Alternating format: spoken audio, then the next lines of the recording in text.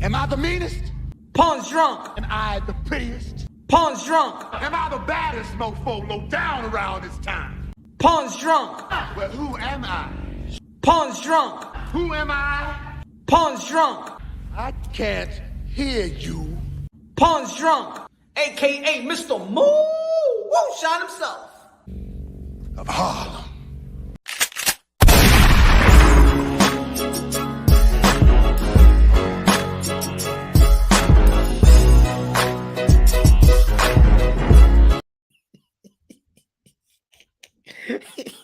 You already know this is Pawn Drunk Boxing, aka Mr. Woo Shot himself, aka El Adobo, aka El Sazón, aka El Borracho.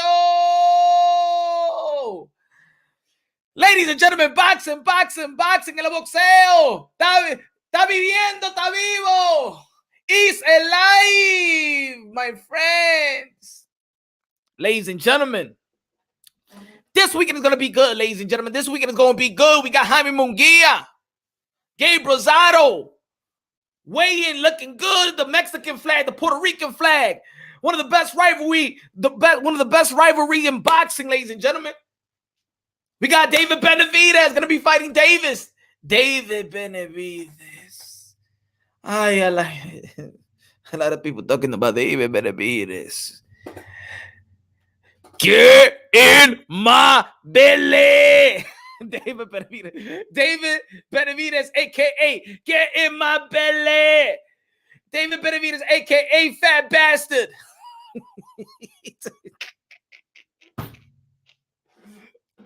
Oh, a lot of people going ham on David. David cansada. David. That's from the church song back then. Yo, smash the like button, ladies and gentlemen. God damn it, come on, man. D-style boxing in the building. What's good? Lopez, my friend. What's that you doing, my friend? He said that thumbnail, though. Canelo looking at him like, he no payday, no ready. No, payday, no ready. No, no ready for payday to me. Eh? It's too much money on the line for that. Sorry, no.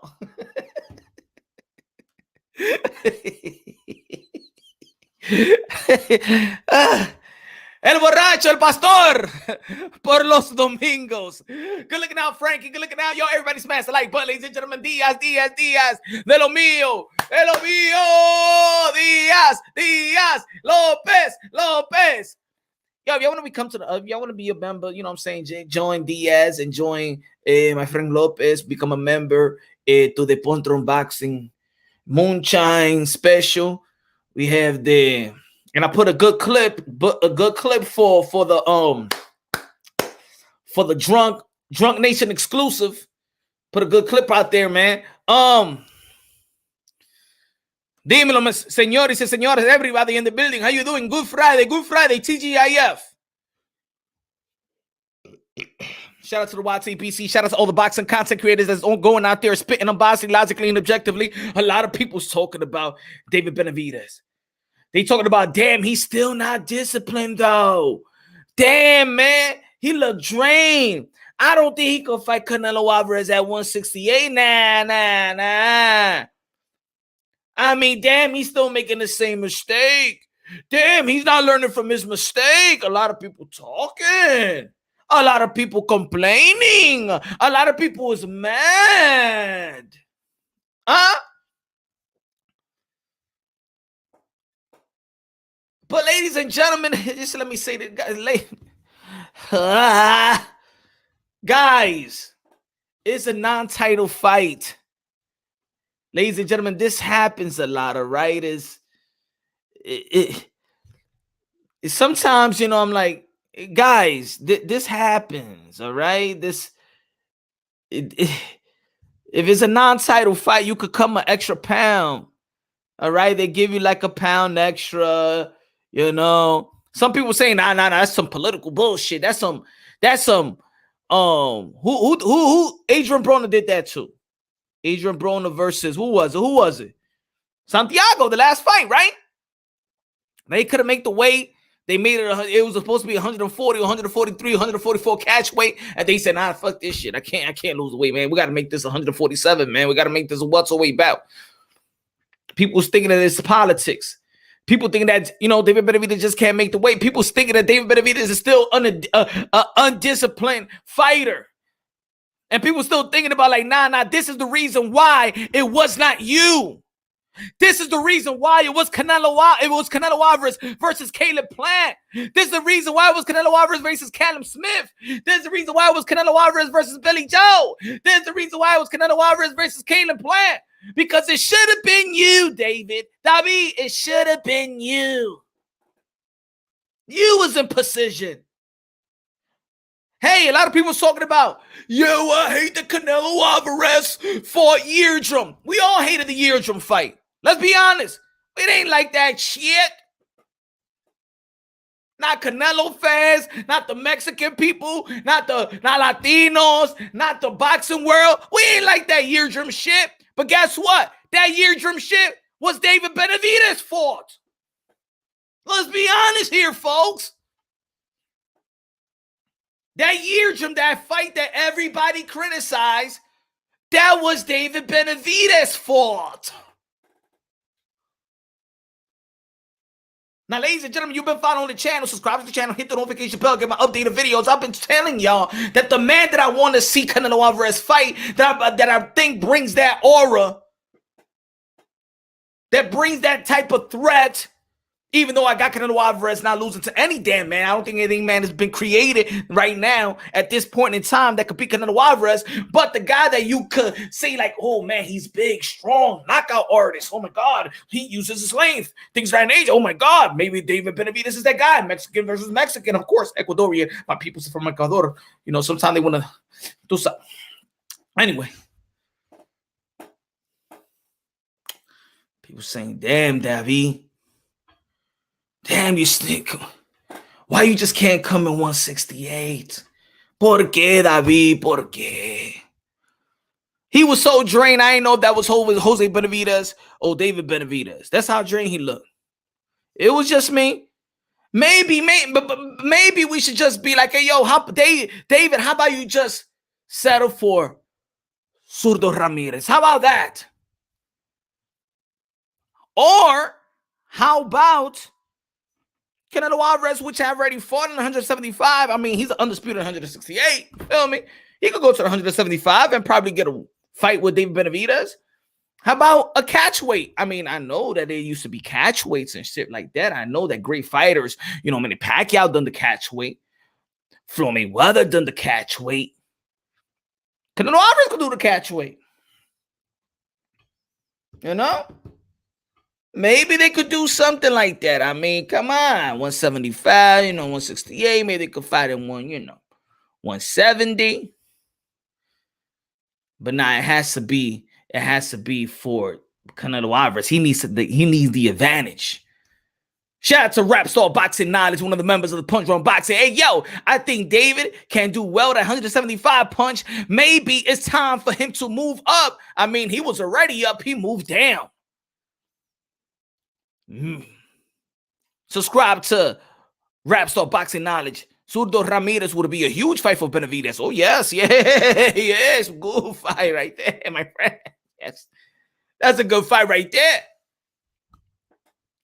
And maybe the only reason that David Benavidez is stressing himself out because in all nationality, there is no money in 168 but Canelo Alvarez.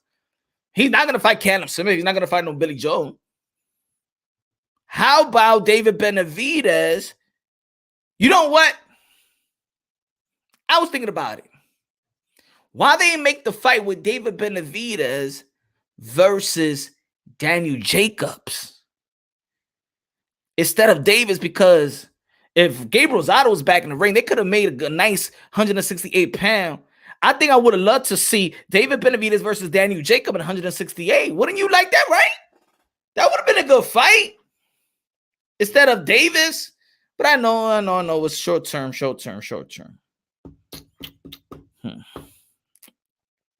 I don't know, folks. I got mixed emotions right now. Because I don't want to blow things out of proportion right now, of course. I don't want to blow things out of proportion because I know the sport of boxing, when there's a non-title fight, you could come an extra pound heavier.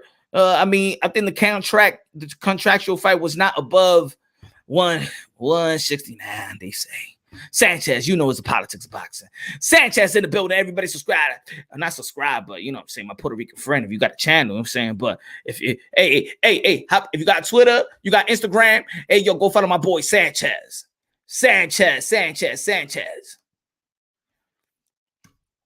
Yo, let me put before I get the cooking, I get twisted kicking.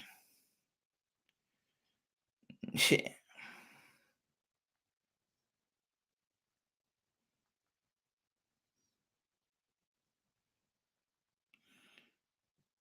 Hold on. Let me get the cookie. Let me put it over here. Let me put it right here, my friends. You know what I'm saying? I gotta let people know where they could become a member, you know, so you could join the fam. So we could join, you know what I'm saying? Join the family, you feel me? He said that thumbnail. Get in. He's gonna tell, yo, David Benavidez gonna tell Canelo Alvarez, get in my belly. Get in my belly. Nah, I'm gonna tell you like this. Look, and applause to Gabe Rosado having made 160 pounds in 3 years, and he didn't even look drained. Ladies and gentlemen, I'm telling you, don't be surprised if Gabe Rosado, Boricua, Puerto Riqueño, beats Jaime Munguia, one of the you know, projected good young fighter. I can't even call him the phenom yet, because I'm gonna call him the phenom. Cindy Perez, I'm gonna call him the phenom, Jaime Munguia, if he give me a masterful boxing and stops Gabe Rosado. Got to be masterful. It got to look good. It got to look like, yo, he leveled up. Pero dame, diablo, y esta vaina, pero.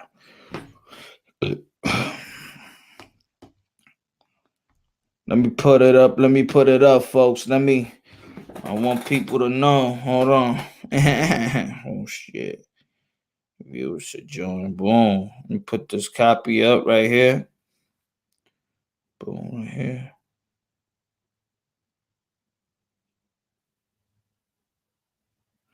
There you go. All right, where we at? Hold on, folks. Hold on. Sorry for being unprofessional, but hold on. Hold on. I'm right here. No, what the heck? Oh. Boom. Join.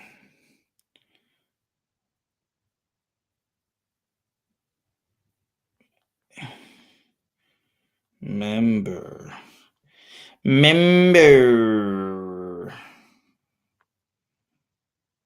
Punch. Boxing. All right, let me put this as a pin. There you go, folks.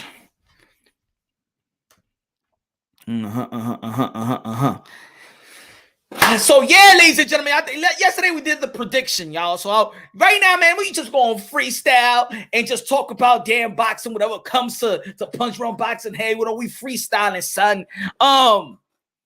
Yo, so very, very, very happy about this weekend. Very happy about the fourth quarter in the sport of boxing. And let me just run through it right quick, like we've been doing for the last several months. We already got rid of, the Canelo Alvarez, you already know, newly undisputed.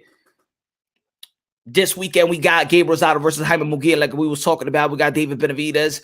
Of course, I love it when they compromise the boxing fans, because I never used to see like that growing up. Transcendent Sports, welcome to the familia. Transcendent Sports.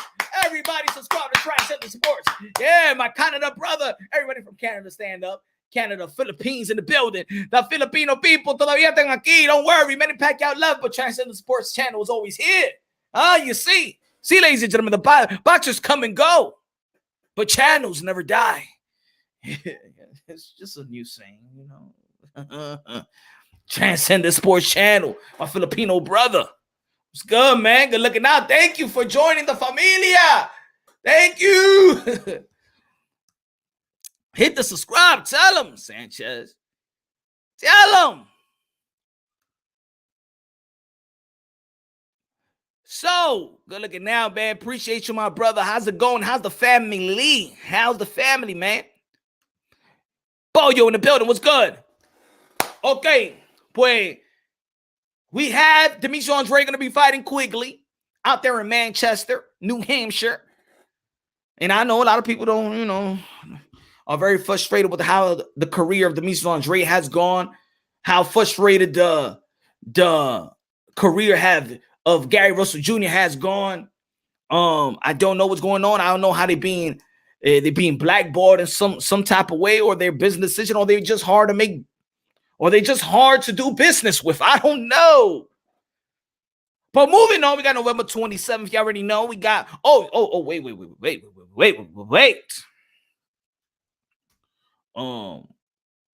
Got the ladies fighting. Got the ladies fighting as well. Got the ladies. You got the ladies fighting. Hold on. Let me put this right here, son. Where?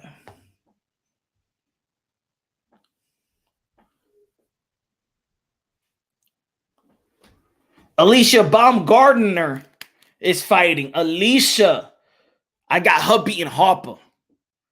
Oh yeah, Harper, you going down. You know, see, I'm gonna say a couple of things that might have me. You know, yo, I just got a lot of shit in my mind. Like, I don't even know. Right now, I wanted to say something right quick, and I said, yo, I was about to start saying a lot of shit. But you know one thing I like about boxing?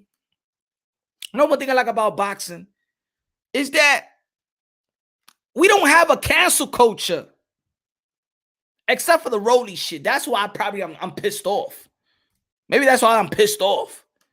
He said, I remember when you were early, 40 subscribers, and now you here. Keep working, blessing will come. Thank you, Transcendent Sports. I remember when I only had 240 subscribers. But because of you, and you right there, and you over there, because of you, we're moving on up to the east side, to the deluxe apartment in the sky. Yeah, we're moving on up, ladies and gentlemen. We're moving on up because of your support. Moving on up to the east side, to the deluxe apartment in the sky. Yeah. Oh, shout out to my sponsor. Chia. Everybody go to your Target, your Walmart near you, and get yourself your Chia Pet.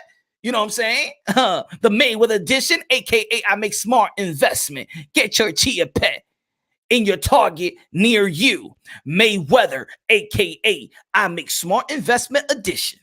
Oh yeah. Thank you.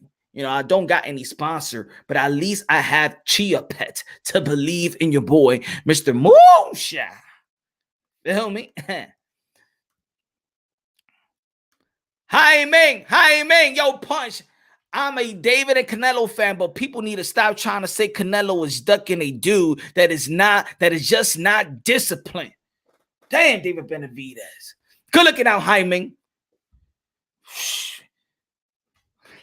But I just wanted to clarify for folks. That it's a non-title fight, and you could come. People like, oh, he missed weight. It's a non-title fight.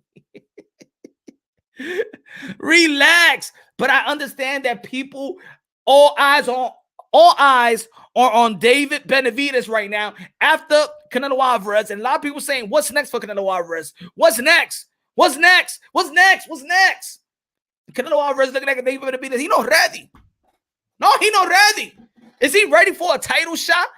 All the money. Do you know how much money is put in a Canelo fight? Do you know how much money and sacrifice? Do you know how much money is going to be having everybody around this who develops a Canelo project and event? It's payday for everybody. And if this man, David Benavidez, who seems to still work on his discipline, can you imagine if it's a title fight, right? And the commission and all that stuff, and then this guy don't make weight? You know how embarrassing that would be? Do you know how hard, like how it just doesn't look right? It just doesn't look right. You can't be playing like that, man. Everybody looking at you. You should have came at 168 like this. 168 strong. What's good? I'm ready for Canelo. I'm ready for anybody. But you look drained. I did not know. I didn't know if it was David Benavidez or Jose Benavidez. They look the same. I'm keeping it real. I didn't know. When I looked at the weigh-in, I said, oh, that's Jose Benavidez. That's David? Shit, he looked drained. He looked drained. He looked drained. He looked drained. He don't look like a strong 168. And I think the only reason he's staying at 168 is because maybe he want that Canelo fight, or maybe he wanted the Caleb Plant fight. I don't know, man. I don't know. But all eyes was on you, David.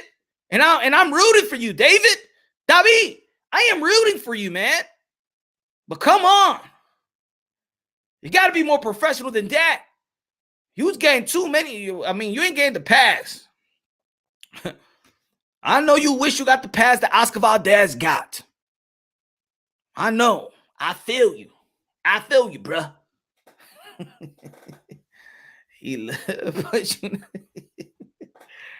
I like David. How many videos I have, y'all? If y'all been following the channel, how many videos I got? This guy's it's the guy that's gonna face Canelo Alvarez next, but not like this. It's too much money, man. It's too much money for him to be a fuck up on Canelo Alvarez. Canelo gonna be no payday. Yo, I'm gonna put it like this.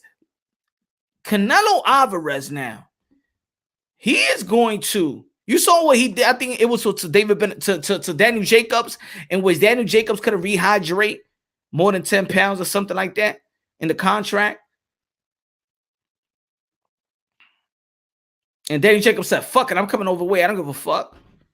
I'm coming overweight, man. I'm fighting Canelo Alvarez. I think that David Benavidez might do the same. He might, I don't know, because people look at him and he's undisciplined. You know, the weigh-in is like an event for David Benavidez, for Gervonta Tank Davis. We like this. Everybody's holding their breath, right? All these investors and belt federations are holding their breath when Gervonta Tank Davis or David Benavidez get on the scale like, all right, come on, please. And then they make, yeah, whoa, woo, all right, load. It's the principal punch. 168 is 160 that goddamn 8. I feel you. I feel you, Frankie. I feel you. Y'all know in the building. Y'all know in the building. You'll be like, yo, man, this guy's crazy in his hat. What the fuck is going on, man? Any non-fight athletic commission give the fight 1 pound allowance. I know Whiskey Dragonfly. That's what I'm trying to explain to the people. But people still want to see him just come at 168. I know you giving a pound. Don't take that pound. Especially when you know a guy's coming from 154. Huh? Damn, you're going to really bully this man. But he's still looking trained. Punch was definitely the one kid that used to pick his nose in the back of the classroom. No. I used to pick my nose in front of the classroom. Anybody that know me, yo, I pick my nose. I don't be like, I pick my nose on Thanksgiving dinner. Like, you know what I'm saying, on the table. Fuck that shit. I let my grandmother let everybody know, yo, let that. I used to pick my nose like that. Be like, let that kid pick his nose, man. I used to get a napkin. I thought I need a feel. I like to play. I like to play with the booger ball, man. That's just my thing, all right? Everybody got their little pet peeve. Leave me alone. Shit. Leave me alone. Let me do what I do.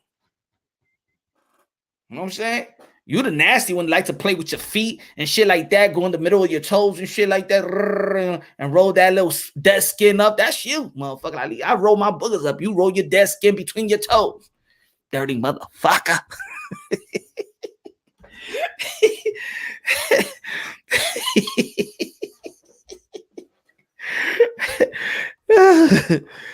It's not that Dave's not ready for show. He seems to just get hit too much.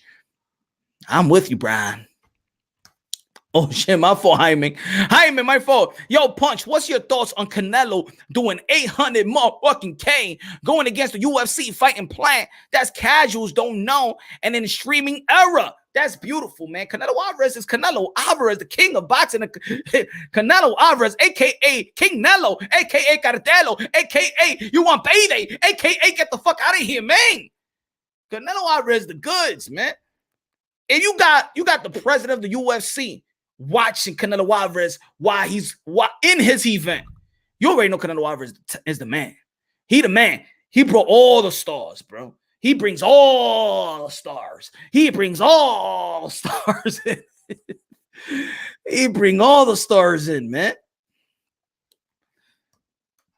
Robert, who's David's nutritionist? His Diaz or something? Keep up the good work. 169 pounds doesn't look good. He was supposed to send exactly, Roberto, Robert McDonald. It's true. Like, I understand boxing. I'm not tripping that. I'm not tripping of the point that I know it's a non-title fight. He could come up 1 extra pound. But what we wanted him is to send a message because all eyes is on David Benavidez because he is the front runner of who could be next for Canelo Alvarez. And the thing is that his reputation is that he is undisciplined. So he just needs to show the world, I am a 168-pounder. I am the best 168. So I'm going to come in at 168. I'm with you, Robert. 100%. 100. He said his tía, la abuelita. No, abuela, que yo no puedo comer eso. La arroz y tú sabes, el quipe. Yo no puedo comer todo eso, abuela. No me dé el borrito. No me dé eso. No le ponga mucha carne a ese borrito. No. Mira, muchacho, ¿cómo es eso? Ahora mismo, mira, tú estás flaco. Mira cómo yo te tenía bonito, gordito. Cómete ese borrito ahora mismo. No, abuelita, que yo voy para el weigh-in. David, a la abuelita tú no le hablas para atrás. Óyeme, David, ven para acá. Toma. Hey. You know when grandmothers grandmothers feel like if you heavy set, you're healthy.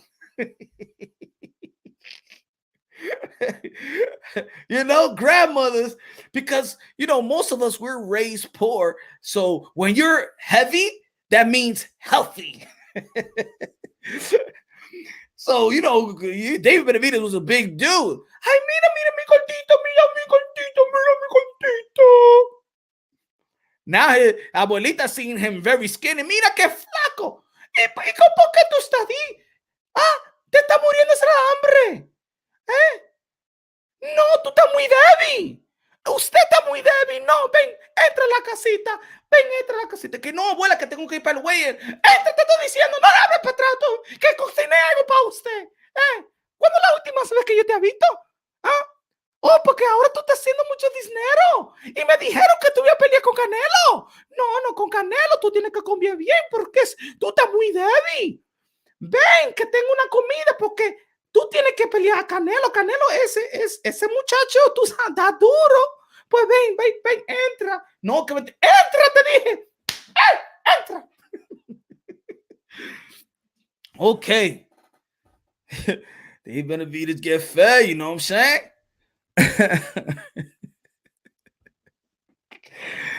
When grandma tells you, man, it's time to eat, My grandma, you ever get my grandmother, when she cook food and she feeds you, what's a disrespect to my grandmother? If you don't finish her meal. That's like a disrespect. She'll look at you y que,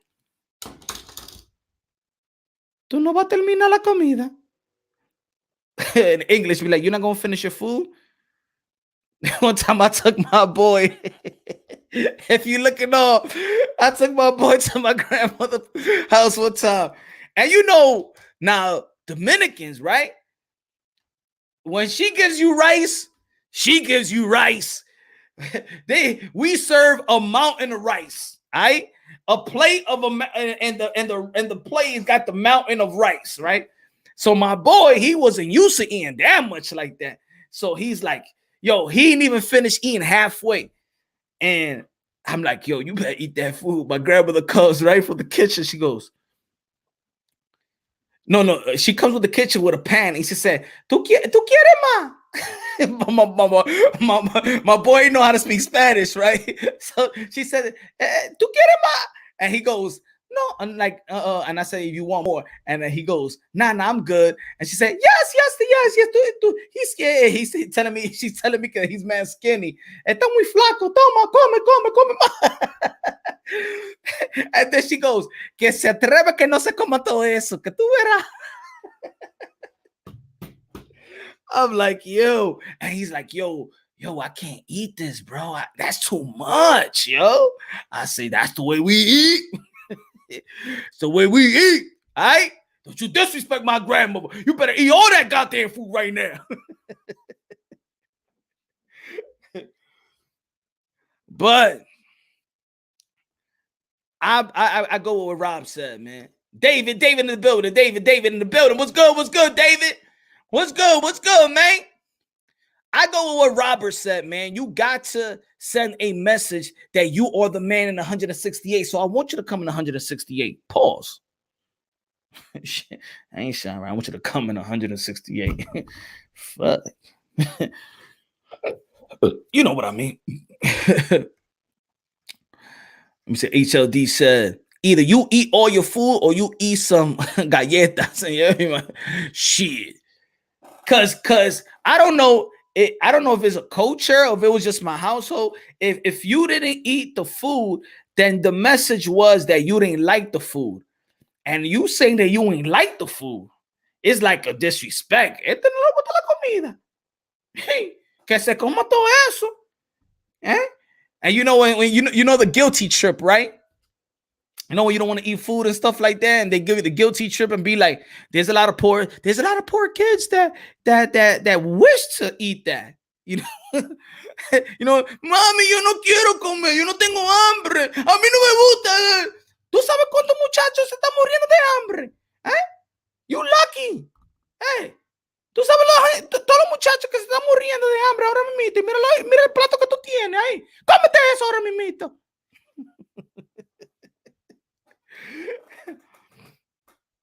But you know what, man?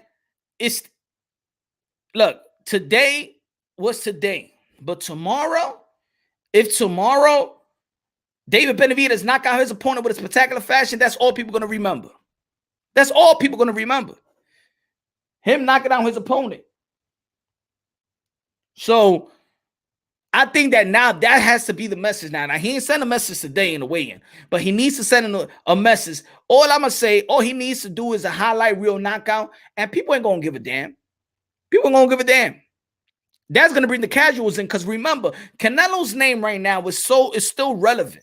It's so relevant right now, Canelo's name right now. So, of course, that's why a lot of people is paying attention to this fight. And this fight don't mean shit, to be honest. This fight don't mean nothing. But because the name is attached, the Canelo name is attached to this fight coming into tomorrow, there's going to be people that's going to be flicking the channel. And I'm going to tell you like this. I would not miss Gabe Rosado versus Jaime Munguia for the David Benavidez versus Davis.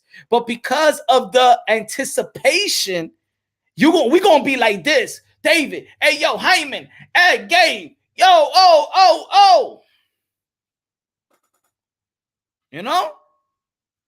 That's how you sell fights. It's creating anticipation.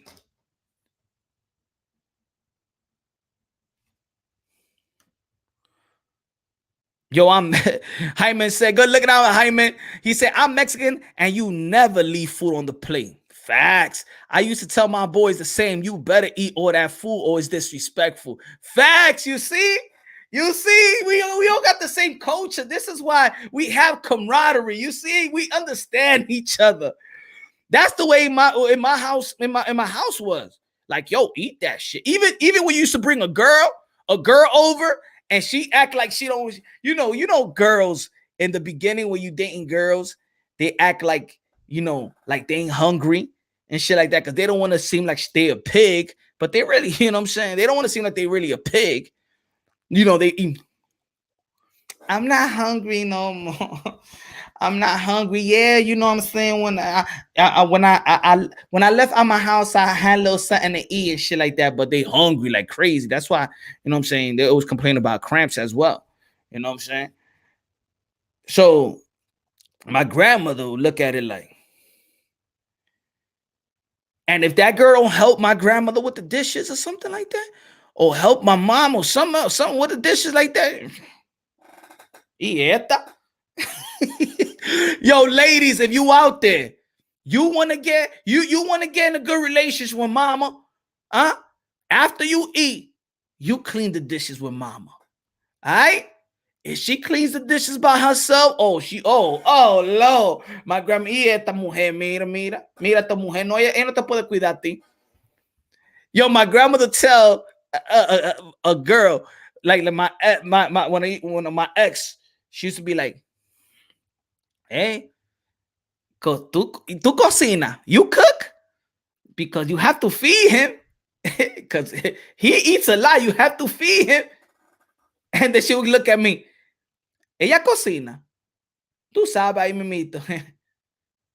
Ay, va a tener problemas contigo. Grandmama, no.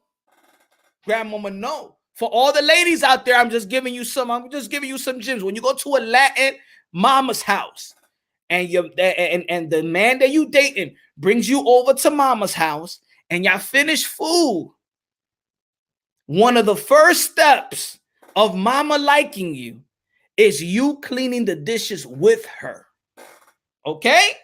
Ladies, if you just sit your ass and finish your food and mama just takes the plate, no, you got to take the plate, help mama out and go to the kitchen, have a little convo with her. I'm just letting the ladies know how Latin mothers are. Maybe that's a lot of mothers out there too. I'm just going by my experience. You understand what I'm trying to say?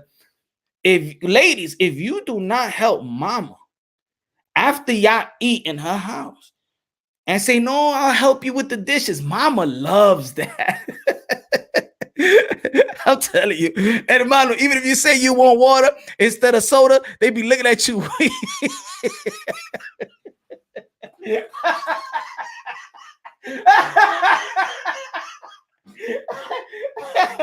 It's true. Come on, get out of here with your healthy ass and shit like that.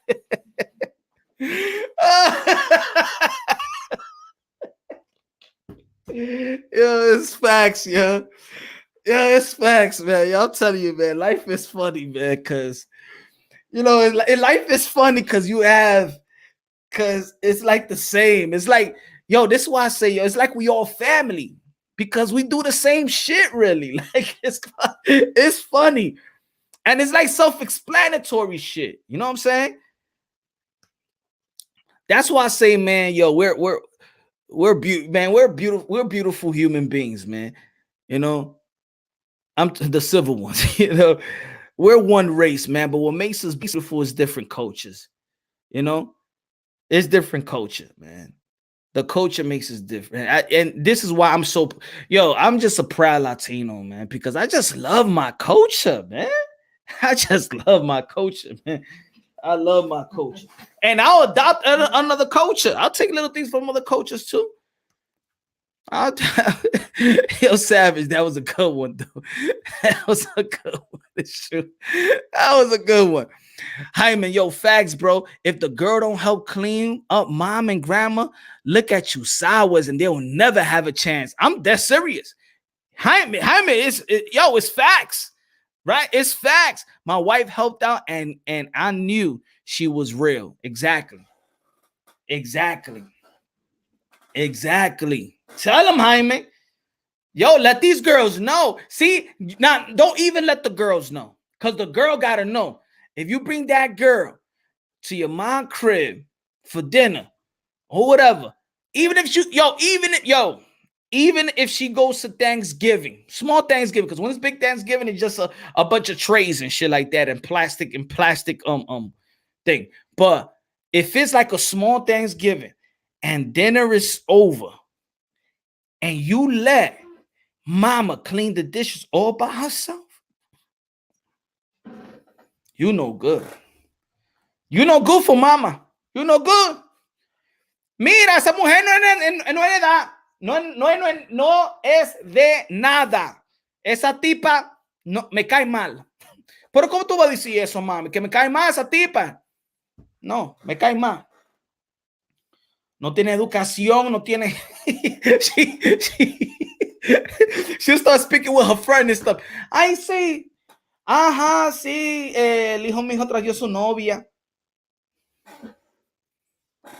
Esa estúpida me dejó, me dejó fregando los trastes yo sola. No, esa no es. Hey, ajolá que la deje. A mí me gusta la otra que él tenía, pero esta está sucia.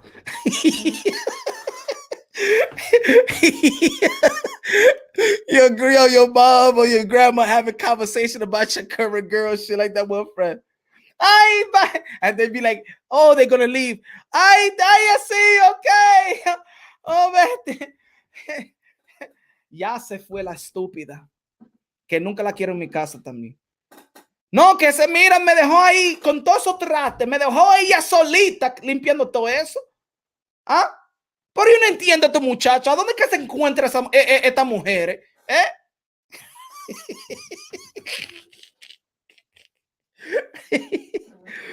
Oh, man. I apologize, man, if I'm just speaking too much Spanish, man. You know what I'm saying? Some people might not understand what we're talking about. Oh, shit. Yeah, man. Esa buena rullía. ¿Ah? Ella te quiere pelo chelito. Bótala esa sucia. Oh, shit. Oh, the garbage, we're losing brain cells about a minute. I'm out. Good night. Aye. Good night. All the motivators, keep up the great work. Borracho, dímelo. But back to boxing. That's all I wanted to see really from David Benavidez. I want to see David Benavidez, you know. David, what's good, man? What's good, David? Haven't seen you. What happened? No te visto. Couple of days. Where you been? What's good, bro? Yeah, right, Lopez. Right, so I'm like, what the fuck you talking about, mate? Raptor said, man, I'm out of here, man. He said, yo, Riz, he said, yo, Ness be tripping. What he tripping about now, man? What my hermano? ¿Qué mi hermano está diciendo allá? Dime, ¿qué está diciendo el tipo? What he saying over there? But look,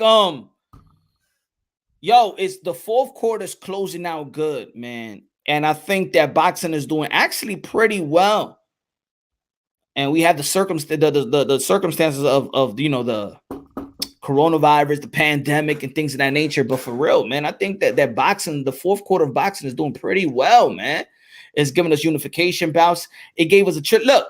And let's be honest, yo, we was tight when we found out that we was going to get the trilogy rather than the undisputed heavyweight. But look at how that fight turned out to be.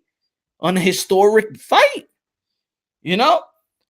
A historic fight. And even though that many felt that was going to transpire, that Deontay Wilder was going to lose to Tyson Fury again, and he even lost to him worse than the second fight, but it was like an historic fight that people's going to be talking about that for years and years to come. If you think about all the fights that we've been talking about, the past in the 70s and the 80s and the 90s, that Tyson Fury, Deontay Wilder is going to go down in history. Like, they're going to be talking about that fight 20 years from now, I think. I think with Canelo Alvarez, I think this run in 168 is going to be talked about. I don't think the names is going to resonate like that, but that run, because nobody else is doing it right now. We're so used to that in the past, but it's nobody doing what Canelo Alvarez is doing. 4 fights in 11 months. It's still not even a year yet. Can you imagine Canelo Alvarez says, you know what, I want to fight in December? I want to fight the last week of December. Can you imagine? He ain't gonna do that, but I'm just saying that Canelo Alvarez is doing. He's working more than the norm. Think about this: Canelo Alvarez.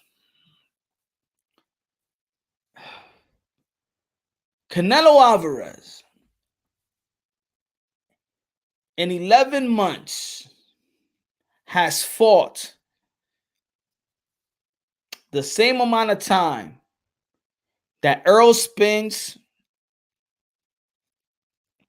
Teofimo Lopez, Devin Haney, Ryan Garcia has fought. Errol Spence fought 1 time. Devin Haney fought 1 time. Ryan Garcia fought 1 time. Teo hasn't fought yet. It's like, Canelo Alvarez is just, and the good thing about it is that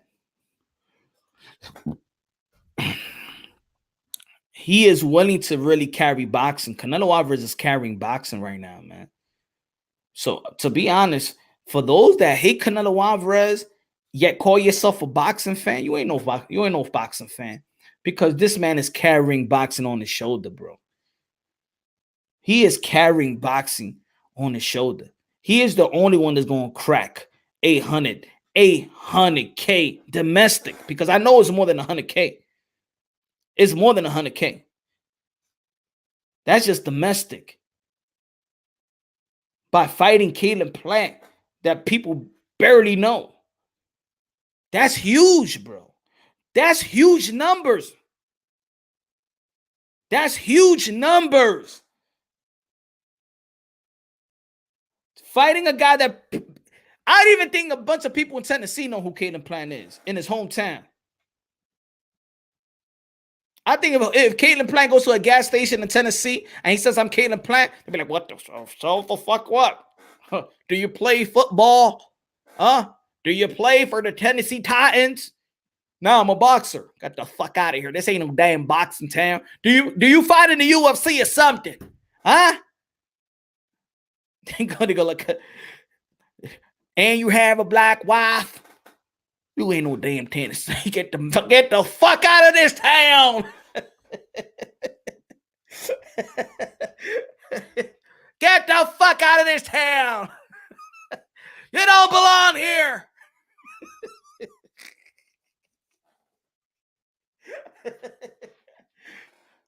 But I'm the IBF super middle. I was the IBF super middleweight champion of the world. We're the IBF of what? Ain't nobody know no Caleb Plant in Tennessee, man. And Canelo Alvarez sold 800K.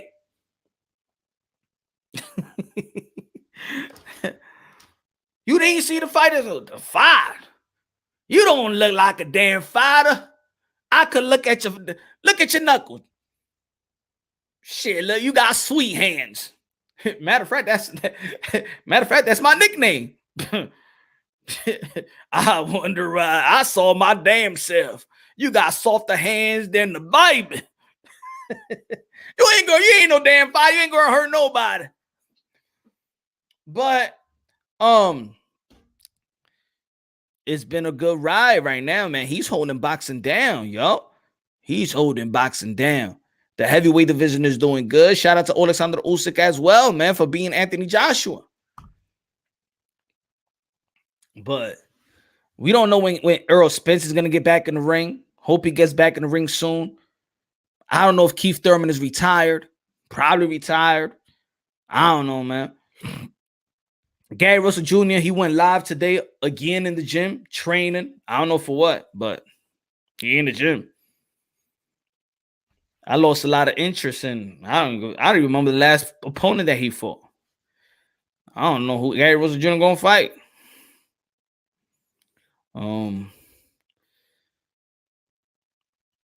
Boots. Brandon Lee also gonna be performing. Shout out to Brandon Lee, 140-pound phenom. Brandon Lee. Shakur Stevenson, you know, he beat Jamel here and he became a champion. 2022 is going to be epic, though. I think 2022 is going to be epic, man. He said Canelo heavyweight. And you see, Lopez, you know why you saying that? You know why we saying that? Because like I said before, when people was trying to criticize me, because I did a video and I said, yo, Canelo Alvarez will retire. It's not about that he was retiring. What I was trying to say, he has nobody to really fight. He has no... there is nobody for Canelo Alvarez to be honest, man. Everybody's a charity case. Let's be honest. Let's call it what it is, y'all. Let's call it what it is. His potential opponents are charity cases for him, man. Come on, man. I like Jamal Charlo. I like Demetrius Andre. Y'all know I like Demetrius Andre. Y'all know he's one of my favorite fighters, right? Triple G, no. You're 39 years old and you should for Boo Boo or Charlo. Ain't nobody know Bivol. Let's be honest, man.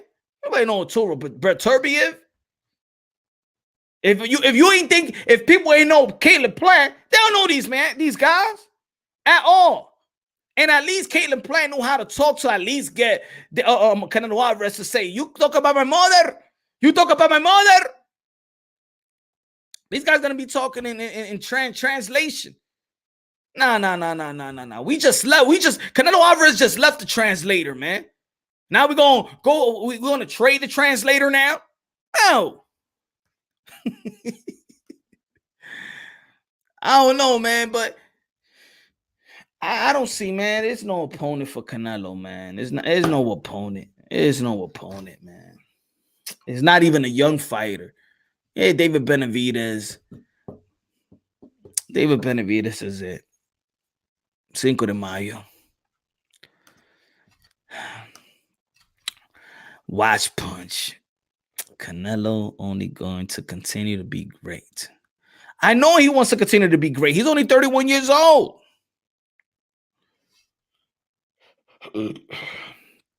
HLD said all Canelo got left as competition is 175 or make some easy money defending titles.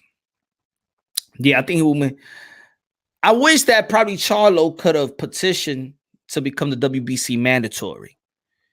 I wish that Demetrius Andre would just petition to become the WBO mandatory because it seems like they're not going to unify. So at least use the belt for something. How about that, guys? How about these guys petition to fight Canelo? WBO be the mandatory because as much as I like Boo Boo Andre, Quigley is come on, Eddie, man. Eddie Hearn, you got to do something with this guy, man, for real, man. Eddie Hearn getting the pass when it comes to Boo Boo Andre's career. Yo, Punch, I'm ordering it from Houston. All my boys at home don't even know who. Oh, shit, Hyman. Hyman said, damn. Hey, man. I fucks with the Charlo. Man. You know why? Because they always stay ready. And I know with Jamal Charlo, it's more business than anything. You know what I'm saying? But Jamel fought an undisputed bout. I fucks with Jamel. I put him on the pound for pound list when nobody want to put him on the pound for pound list. He's still on my pound for pound list. I fucks with Jamel Charlo.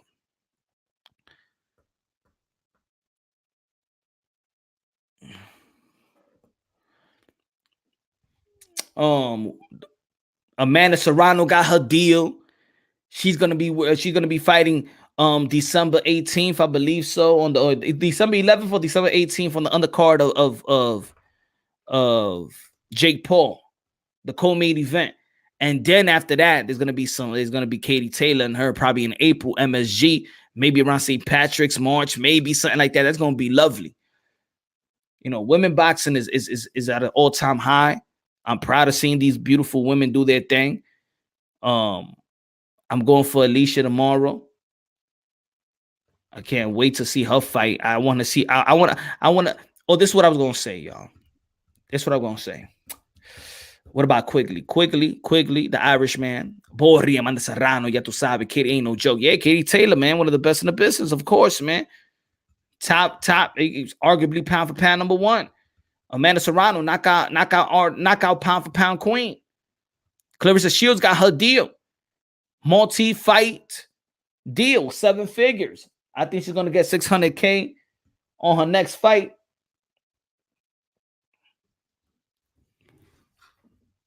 Dime la mota, ¿cómo está? But I'm gonna be honest, y'all. And I know that this is gonna rub people the wrong way. It's gonna send the wrong message. Yeah, it's unbiasedly, logically, and objectively. I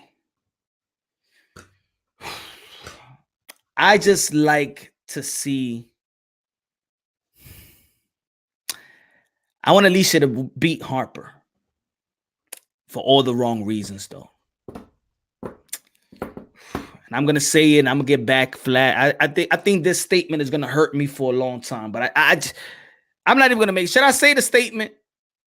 Should I say the statement? Because this statement is gonna hurt me, man. It's gonna hurt me to get me the credentials in the future if I want me the credentials. But this is gonna hurt. It's gonna hurt. I want Alicia to beat Harper and beat the dyke out of her. I support women athletes that's heterosexual. That's just me. That's gonna hurt. No, I'm not saying I'm homophobic. No, I'm not saying that. But I think women athletes are sexy, but that they love men, not those that try to be. I'm gonna be honest, man. This is why I'm not all about Amanda Nunes, and I'd rather rock with JJ. I just never liked the dykes because I always think that these chicks want to be men. Now you could be lesbo, but when you try to act like you got a dick, I'm not a fan of that. So I want Alicia to beat the shit out of Harper's dyke ass. Yeah, I said it. Huh? I said it. All right, don't give me the credentials. All right. I'm sorry, ladies. I'm sorry. I'm just being real. It's Punch Run Boxing. All right, I have a few moonshines before going live, but damn it.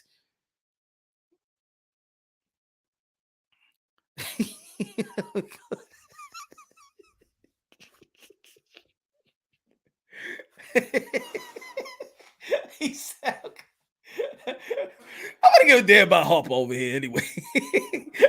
How y'all making a big deal? Why y'all making it a big deal? Ain't nobody was talking about Harper over here anyway. Oh, I mean this.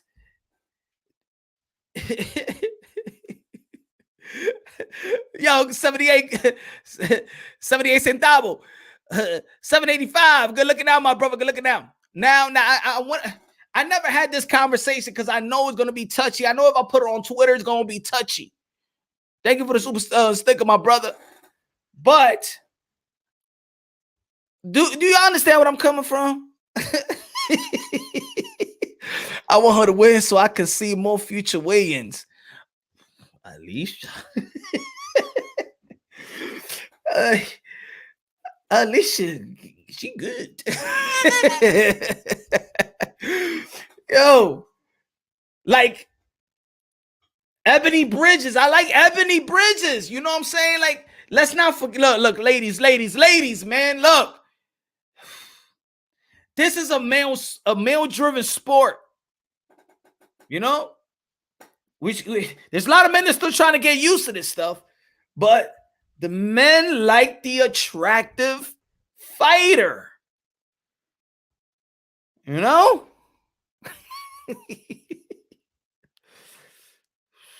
I'm just being honest, man. Can I be honest? Come on. Yo, Hyman, if people agree with you or not, I respect the fact that you're real and own your opinion. I respect that. Thank you. Thank you, Hyman. Thank you, man.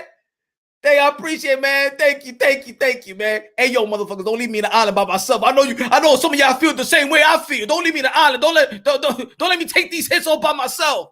Don't leave me in the island like Tom Hanks. Don't be Wilson up in here. Wilson, come back. Don't leave me in the island by myself, making these statements by myself. All right? Y'all gotta be there for me. So when they come down on me, y'all gotta be, yo, I wasn't at live too. Nah, one punch meant this. All right? The weigh-ins, one the bikini, the others is men's underwear. Right? That's what I'm talking. I'm sorry, man. I'm not fucking with Harper. Harper, you good, but Alicia gonna beat the dyke out of you. All right? That's it. Man, trying to be a guy. Fuck that. Go get Alicia. Out of here. Calls the queens of boxing. You better look like a queen. To be honest, I'm just being honest, yo. This is why I never, like, when I see Amanda Nunes and I see her girl and I see the baby, I'm like, that's not the nuclear family. No, I don't want y'all to promote that. I'm sorry, yo. But damn it, I'm a man. I'm a Christian, man. I got a voice. This is freedom of speech and freedom of religion. I could say the nuclear family. No, don't promote that shit. Don't promote it. No, I want to see man, woman, and the children.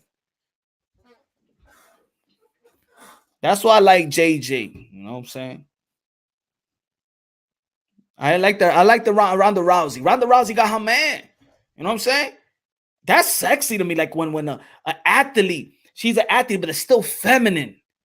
That's sexy to me. Amanda Serrano, that's sexy. She drives that sexy. Yes, she. You know what? And they give you a vision, right? Like you can look at women boxing and be like, she fighting for me. It's like she fighting for me. But you remember that fight with Dejan Crew and Jimenez? You remember Jimenez, the one that talked like a guy that people didn't even know that if that was a guy or a girl? That she got pinned with PEDs. Y'all remember? Y'all remember that fight?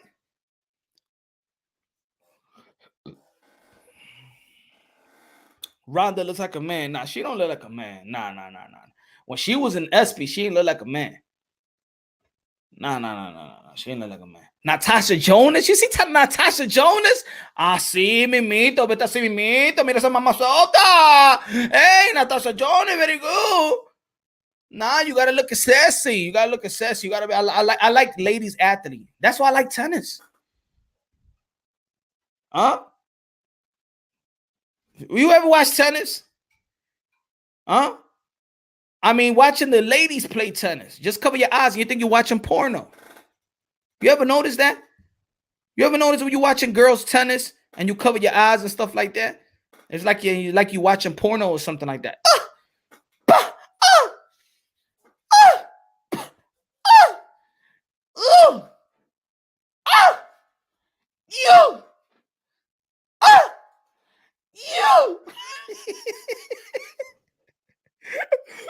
Watch a tennis match with your eye closed and shit like that. You'll be like,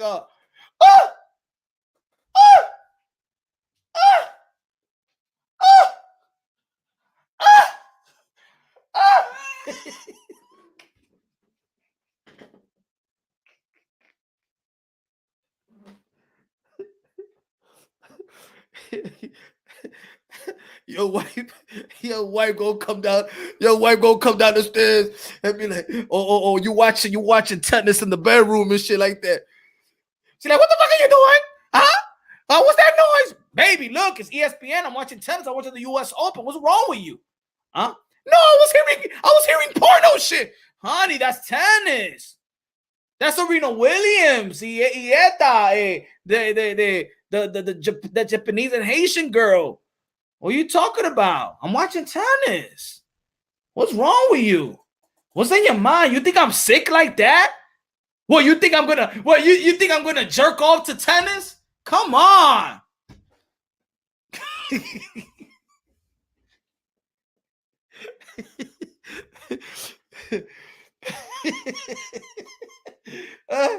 You played off like crazy, right? You like this. Or with the eye, you got the dim light. You turn off your light to watch tennis and shit like that. You in the sheets, shit like that. Ah! Ah! Ah! Ah! Ah! Ah! Ah! What the fuck you doing, motherfucker?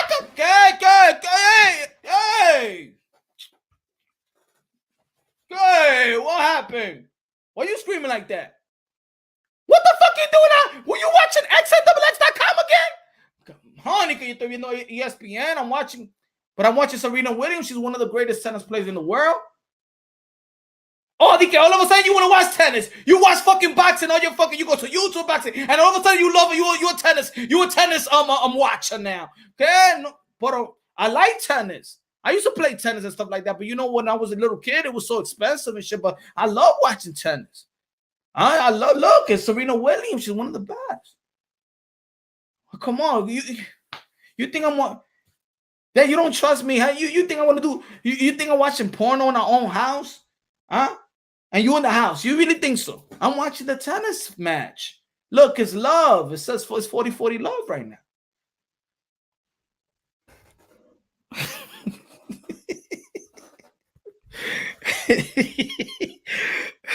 Okay. I'm sorry. Nah. I'm sorry, but yeah, you bugging, babe. Like, you really think I won't fucking jerk off to fucking tennis? It's a fucking tennis match. Shh. You gotta chill. For real, man. Like take a nap. Yo, man. Oh, man. Boxing is great, though. He used to stand up. Trump 2020. Trump 2024. Tell him, Captain Orange, we're going to rise again. We're going to rise again.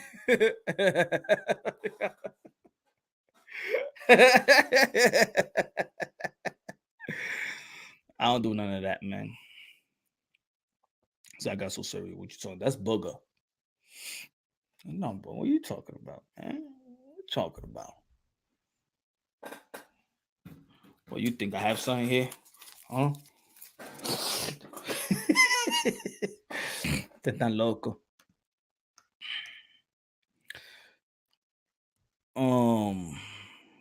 He said Mega 2024. I'm with you. If he runs, I'm voting again. Yeah, I don't care. I'm voting for Donald Trump. Punch You City, bro, got me laughing my ass off. Punch You City.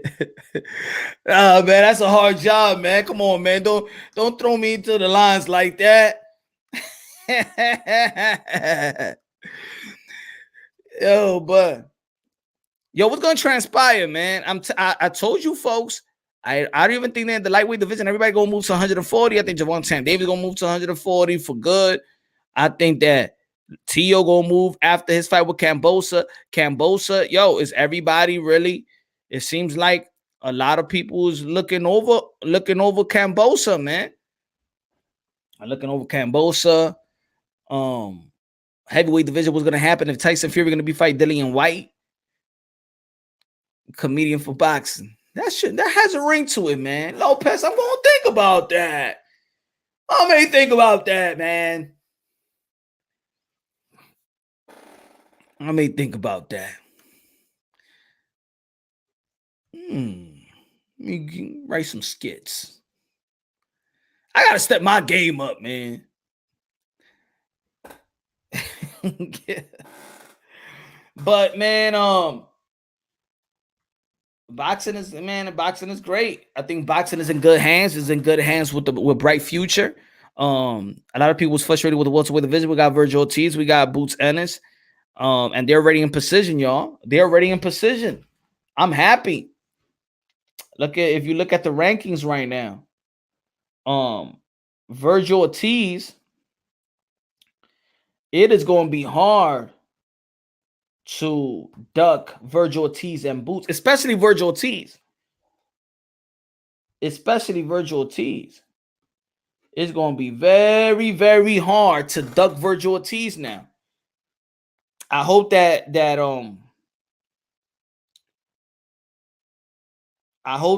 Golden Boy Promotions start petitioning for him to be mandatory. Look, Virgil Ortiz is number 1 of the WBO.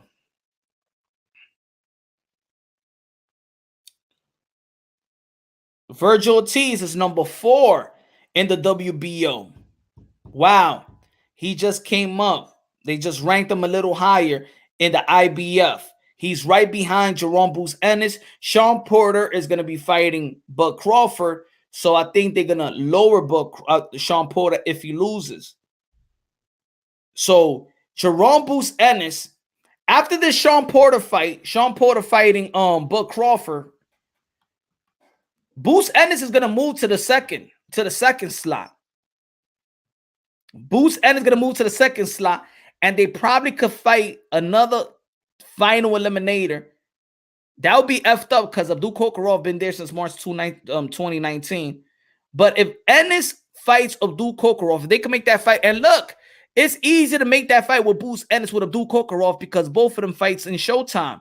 You know, Abdul Kokorov signed with Samsung Promotion, I believe, and they work with Al Heyman. Bruce Ennis doesn't work with Al Heyman yet, but he works with Showtime Promotion. I said Showtime Promotion, but Showtime. If you could get Boots to fight Abdul Kokorov and Virgil Ortiz, isn't Rashidi Ellis with Golden Boy Promotions? Get Virgil Ortiz. That would be a beautiful tournament, bro.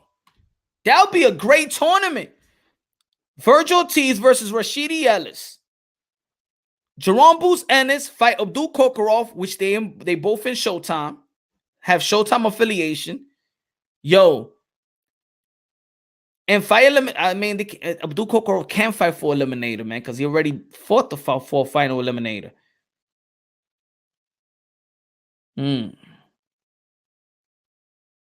I think business speaks louder than words. I think that fight could happen. Bruce Ennis versus Abdul Kokorov. Virgil Ortiz versus Rashidi Ellis in the IBF, if he wants to go the IBF route. In the WBC, Virgil Ortiz is number 1. In the WBO, Virgil Ortiz is number 1. Virgil Ortiz is number 2. Think about this. Stanionis is going to be fighting Ugas. So then Stanionis is going to move away from the 1. And Virgil Ortiz, by early next year, is going to be number 1 in 3 sanctioning bodies. In 3 sanctioning bodies, by early next year, Virgil Ortiz will be number 1. Errol Spence won't be able to move over to avoid Virgil Ortiz. Nor Bud Crawford.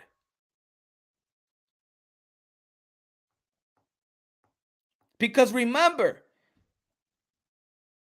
wow, but they already ordered that mandatory. So it'll take almost a year for them to order the Virgil Ortiz for Bud Crawford or Sean Porter, whoever wins that fight. Yo, Virgil Ortiz is in a great spot right now. Nah, to be honest, right, Rapstar right now, to be honest, Virgil Ortiz, even though I would like to see a Danny Garcia in a Thurman fight, in which Virgil Ortiz is already number 1. Mikey Garcia, they got to move him. They have to move him. They got Keith Thurman still there. Number 4. I think it's going to change. Put it this way, ladies and gentlemen. Yo, can you imagine if in the WBC convention, they mandate Virgil Ortiz to fight Errol Spence? Yo, we should pump for that, bro. Hey, yo, this week, the WBC is going to have their convention. So, of course, they're going to see all the petitions. They're going to vote on a lot of shit. If you think that Virgil Ortiz is already ready for Errol Spence, Golden Boy could petition for Virgil Ortiz to become a mandatory. He's already number 1. Do you think that the WBC will order Keith Thurman and Virgil Ortiz to fight?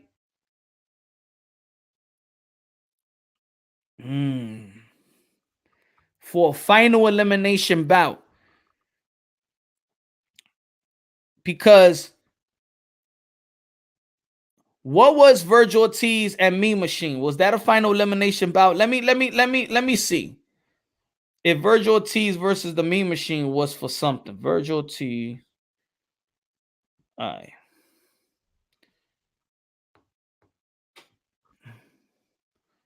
Announce. Hold on. Let me see.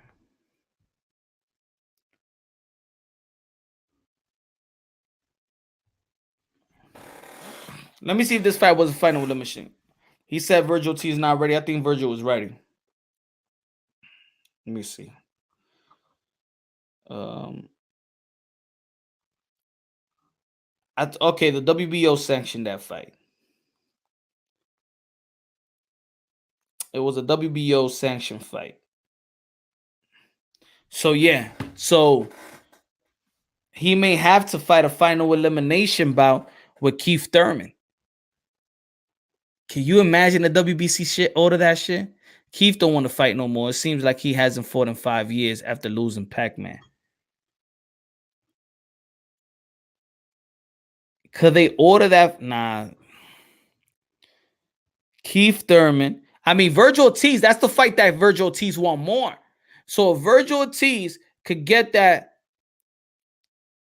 and shit, do you think that they'll take it a purse bid, bring it to pay-per-view? I think that would be a big fight. Would y'all pay for a pay-per-view? Keith Thurman versus Virgil Ortiz? Would y'all pay for a pay-per-view? Or you know what I'm saying? How much you think that? How much you think a Virgil Ortiz versus Keith Thurman could make?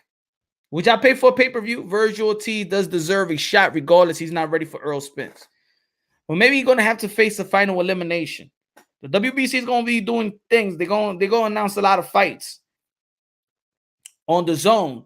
Yeah, but if it goes to if it's ordered, then and they can't come up to grips. I'm gonna tell you like this. Nah, they never gonna do 30. Remember, you gotta understand. Keith Thurman made money. You know what I'm saying? Keith Thurman always bringing good numbers, so he's not gonna fall for the $39.99. Keith Thurman's not gonna accept no $39.99. Why you think Gervonta Tank Davis is doing 70? You think that a Virgil Ortiz and Keith Thurman $39.99 HLD? Hell no. Hell no. Shit, fucking Isaac Cruz and Gervonta Tank Davis and Neela $80. I'll be happy to pay for the pay-per-view. Shit. What? Keith Thurman, Virgil Ortiz? Hell yeah, I'll be happy to pay for a pay-per-view. What numbers you talking about, Punch? If Virgil Ortiz and Keith Thurman fight pay-per-view, if it go to purse bid and Al Heyman buys the fight, or Al Heyman sends his fighter to the zone. He's done it with Mikey Garcia. He's done it with Danny Jacobs. He's done it with Sergey Derevchenko. He's done it with Andy Cruz, with Andy Ruiz. He'll do it with Keith Thurman. He'll do it with Keith Thurman and let them flip the bill. He'll do it with Keith Thurman and let them flip the bill. Remember, the zone gave Mikey $7 million. They will give Keith Thurman that money. I don't know if you know, because Keith Thurman even said it, he's a free agent. He is. He's, you know. So I could see Keith Thurman going to the zone. I could see Keith Thurman doing business with Golden Boy Promotions, you know, just for that fight. Shit, that'd be a goodie. But watch, something is gonna be something is gonna open real good for Virgil Ortiz, because he's in position. Boots Ennis is right there as well. I hope that, you know, he got the right people to sign that petition so he could fight for final eliminator, and probably Abdul Kokorov. This is what I'm gonna. All right, so this is what I really think is gonna happen. Boots Ennis fight Abdul Kokorov, or Virgil Ortiz. You know, Virgil Ortiz also fighting Rashidi Ellis. Rashidi Ellis is with who again? Hold on. I think Rashidi Ellis is Rashidi Ellis with Golden Boy Promotions. I forget, man. Let me see.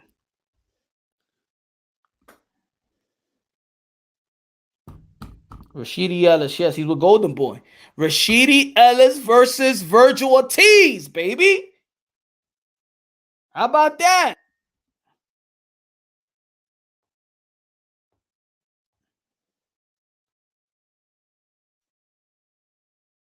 For title, for fight, it could be that. They could do that or final eliminator. That would be good. That would be good. Would love to see that. Would love to see that. Damn, you haven't fought in a while, man.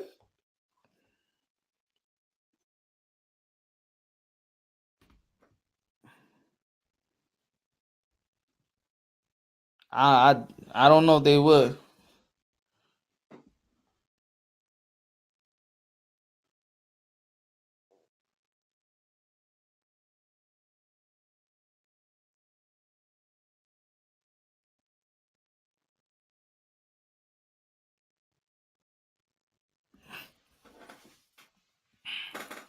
I got Rashidi 100, doesn't mean Virgil can't win. Ooh, Brian got Rashidi beating Virgil Ortiz. Who y'all got winning that fight? Teofimo Lopez versus Danny Garcia? Damn. Nah, not right now. Danny Garcia moving to 154. Rashidi? Virgil easy. Who y'all got? Rashidi versus Virgil. Who wins that fight?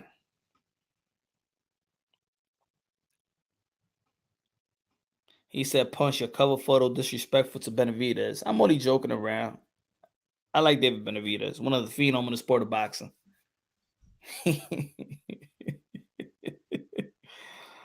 It's only, come on. We have a sense of humor here. Come on.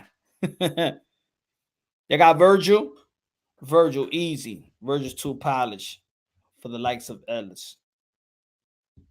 Virgil. What the fuck is a Rashidi?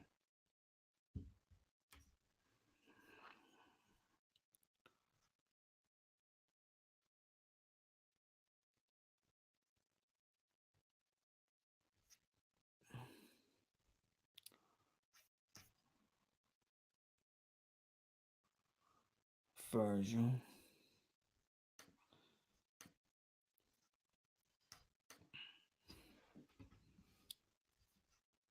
Come on, y'all think that cover was disrespectful? Punch, off topic. Yesterday was my last day off work. I worked there for almost 6 years. I start my new job Monday, new chapter. Sometimes we need a new chapter. Sometimes we need a new chapter. Sometimes we need a whole new book, my brother. But I hope that things work out. I hope you made the right decision and make the right decision for you and your family. I'm happy for you, my brother. You happy? If you happy, I'm happy, my brother. If you not, that we all not. That we all gonna be miserable with you, all right? But if you happy, then my brother, we're here for you, my brother. Good move, man. 6 years is a lot of years too, man. 6 years is a lot of years. Goes fast. But hope you're happy, my brother. Why does Benavidez want Canelo fight if he can't even make weight? That guy ain't disciplined. Let's be honest. And I'm unbiased. William. Look, I agree with what Robert said earlier. I understand. He don't need to make 168 for this fight. It's a non-title fight, 10-rounder, non-title fight. You could, they give you that extra pound. But I think that a message should have been sent. I think he should have been, I think he should have sent a message and come in at 168 and show the whole world that he is the guy in 168 other than Canelo Alvarez. And that's just my opinion. But I think in the boxing world, it's not really a big thing. I think that everybody just wanted him to send a message, you know, because he got all eyes on David Benavidez because he's the front runner to become the next opponent to Canelo Alvarez. Yo, Lopez, wish you a great success. Yes, yes, yes. Thank you, William. Appreciate that. Come on, man. When have you seen Canelo miss weight or other fighters? Now, we've seen fighters miss weight. We even seen great fighters miss weight. Let's not forget when Manny Pacquiao was a featherweight, he missed weight. Who else missed weight? Gervonta Tank Davis has missed weight. Or missed weight. Jojo Diaz. We like this fight with Devin Haney. Let's not forget how he got stripped from his belt. He got stripped. Jojo Diaz missed weight. Some people miss weight and then they make weight after the hour or third or half an hour, 2 hour they give. It is what it is. He needs to show professionalism. That's what a lot of people, and this is why I think people's on him, because we know that his criticism comes from him not being professional. It's like I said earlier. Look, yo, a lot of people's mad that Canelo Alvarez fought Yeardrum, but guess what? That's David Benavidez' fault. It's David Benavidez' fault that the biggest fight at 168 should be David Benavidez and Canelo Alvarez for a unification bout. He fucked that up. So now we are looking for David Benavidez to be professional. We're looking for David Benavidez to be 168 pounds and show the whole world that he is fit, ready, and not drained, ready to be a strong 168 pounder. You know, that's what the people wanted to see, and I wanted to see it as well. But I understand the business of boxing. I understand that he doesn't have to be 168 in a non-title fight. That 1 pound they give it to you extra is not a big thing in the industry, to be honest. But perception is everything, and we wanted him to come at 168. He said the max was 169. Yes, the max was 169, but the weight was 168. But you could come in at 169. You understand? The fight was at 168, but they give you the extra pound, 169. That's the max. You can't go over that. You know, he should be 175. I think that David Benavidez will be very highly comfortable in 175. You know, I think he'll be very, very comfortable in 175. I think his power will be there. I think he's only 168 because there's money fights to be made. One, you know, a 160, a Charlo could just come to the 168. He had Caleb Plant there. He got Canelo Alvarez there. So he knows the money is in 168, or a guy that's moving the names are in 160 that can move up to 168. I only think he's only there for the name, but comfortable. You want to see a dangerous David Benavidez? He got the height as well. Go to 175. I want to see him and Zurdo Ramirez go at it. How about that? And I think more people talk about that fight because that's a realistic fight as well. William said, why is that Canelo the money man? Them other fighters need to worry about their promoters making them the right fights and be the money man. I want these guys to get their legacy fights. I don't want Canelo Alvarez to keep on doing everybody's dirty work. That's what I don't want. I don't want Canelo Alvarez to be, I don't want Canelo Alvarez's next opponent to be that it was like a charity case. Nah, I don't want his next opponent to be like, you get the golden ticket. Nah, I want somebody to bring legacy to match with legacy. I know nobody can match his legacy right now because he's done so much, you know, compared to these other guys. But this is why I said I want, and good looking out, William, I want Boo Boo and Charlo to unify. The winner could entice Canelo Alvarez, you know what I'm saying? Or Charlo beating Triple G, or Boo Boo beating Triple G worse than Canelo, and then people gonna be like, hey, yo, this guy beat Triple G worse than Canelo, and give that type of aura, give that type of enticement, the anticipation, right? David Benavidez, maybe I would like to see the plan fight. Maybe I like to see the plan fight before he fights Canelo. I don't know. You know, I want Bivol to fight Beterbiev, and maybe the winner gets Canelo Alvarez. To be honest, that's what I want to see. I don't want Canelo Alvarez. Canelo Alvarez picked Like, boom, one by one to be undisputed. Well, is he going to go to the 175 and do the same thing? He's going to fight Bivol and then Beterbiev? Is he going to go back to the 160 and fight Boo Boo and fight Charlo and then fight a trilogy? Come on, everybody else got to put in some work. Canelo Alvarez has put in a lot of work that we haven't seen in a long time in the span of 11 months. He put in a lot of work. 4 training camps, folks. 4 training camps, folks. Can you imagine at this stage of his career, to be honest, Canelo Alvarez fighting Juan Montiel? Canelo Alvarez fighting Quigley? Can you imagine? At this stage of these guys' career, the promoters got to do a better job. The promoters, maybe we should have never seen Daniel Jacobs fight Gabe Rosado. Maybe we should have seen Daniel Jacobs versus Bubo Andre matchroom right there. Hector, do you think Triple G is being a diva fighting Murata? He's being hell of a diva. And it's hard for me to say that about a fighter. But Triple G has gotten a pass. The Zone wanted Triple G to fight Boo Andre. They was pressuring Triple G to fight Boo Andre. Boo Andre stepped inside a ring, calling him out, and then he picked Murata. Come on, man.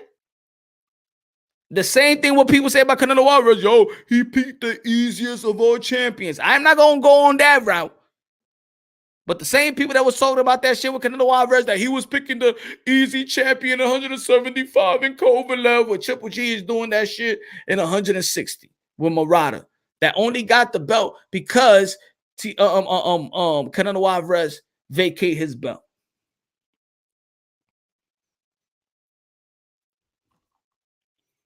Jacob is at 168. Andre isn't trying to move up. He said he will move up if the fight is right. He said that he was friends with Daniel Jacobs.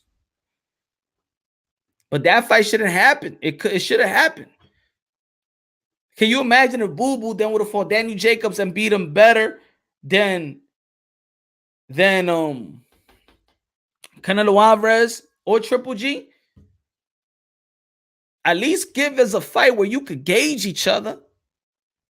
I mean, that's the only reason why people felt the fight with Jamal Charlo versus Sergey Derevyanchenko was good, because we only look at that fight like to gauge it. Oh, this is what Triple D with Sergey Derevyanchenko. Let's see what Jamal Charlo's going to do. But in the end of the day, he beat Sergey Derevyanchenko. And what do you win? What do you win? Good looking out, Hector. Juan, all fighters are waiting on Canelo between 160 and 175. None of the top guys fought each other. Yeah. I hope, and this is what I was saying yesterday on the live. Good looking out, Juan Sosa. That's what I was saying yesterday on the live, that I wish that Canelo Alvarez actually come out and say, hey, yo, I will fight you if you do this. I want Canelo Alvarez to actually be the matchmaker. I want Canelo Alvarez to actually have fun. I want Canelo Alvarez to actually now impose his power. I want Canelo Alvarez to impose his power now. I want Canelo Alvarez to be the matchmaker. Because if I was Canelo Alvarez, to be honest, I'd be like, all right, y'all ain't going to get no golden ticket. Y'all going to have to earn this golden ticket. Because I got enough money to sit my ass down for a whole year if I want. I got enough money. I put in more work in 11 months than y'all all three put together. Boo Boo, Charlo, Triple G. In 11 months, I put in more work than all of you. He could say that shit. He could say that shit. Andrew, I'm with it. Andrew Gonzalez, I'm with it. Tournament. Let's go. Let's make it a tournament, baby. Shout out to Trainer of the Year of last year. Team Lopez Sr. Happy birthday.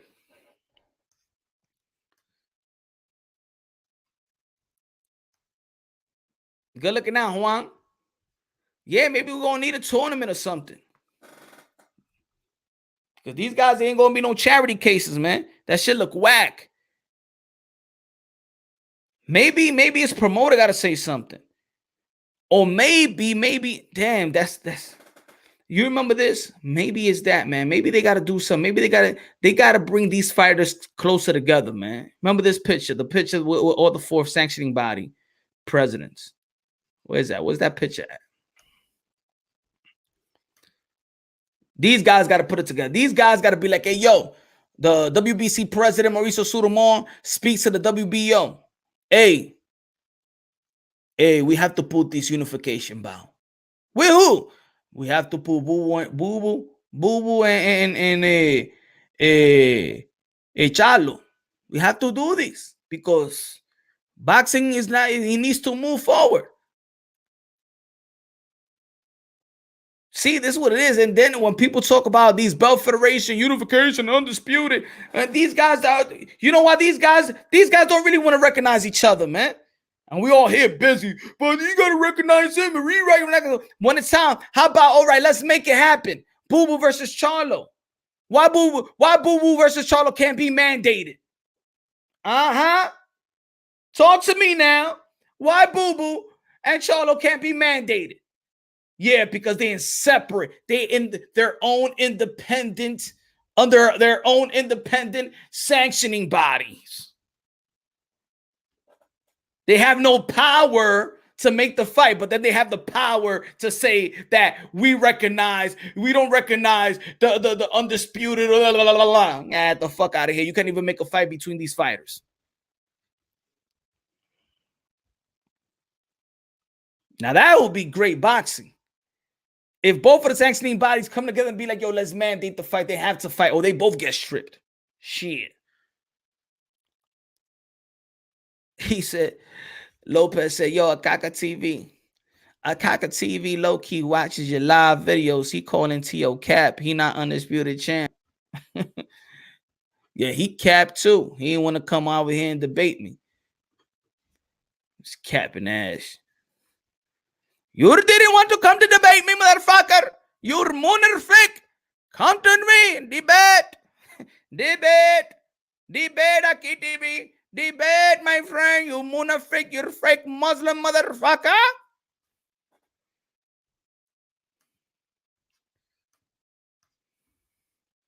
Come to debate. Come to debate. Come to my smoke shop if you really think you could really punk us. I don't need deodorant. Put a bomb in your cigarette.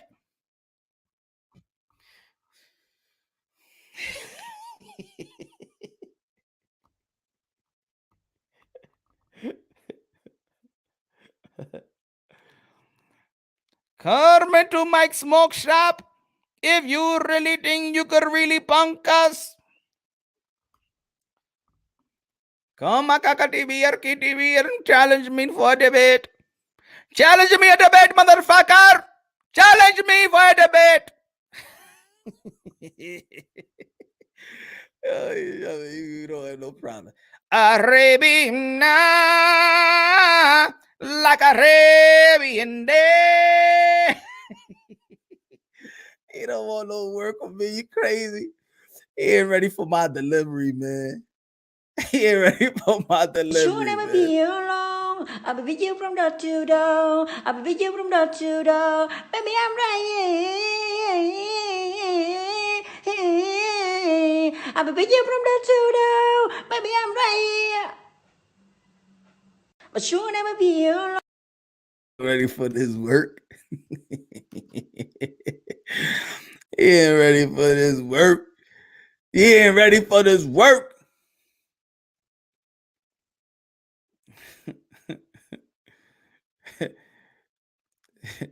When I look at Aki TV, I look at this way Aki TV remind me of.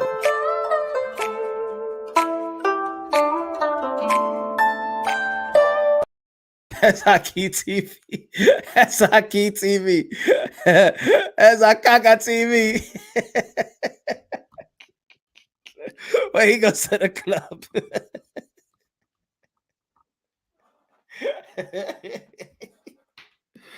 Come on, you're munafik. That's a Kaka TV. Aki TV, get your debate.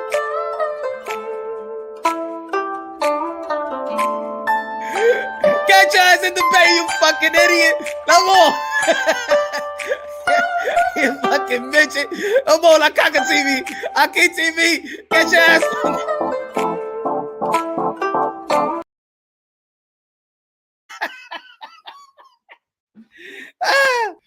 You munific. Oh, shit.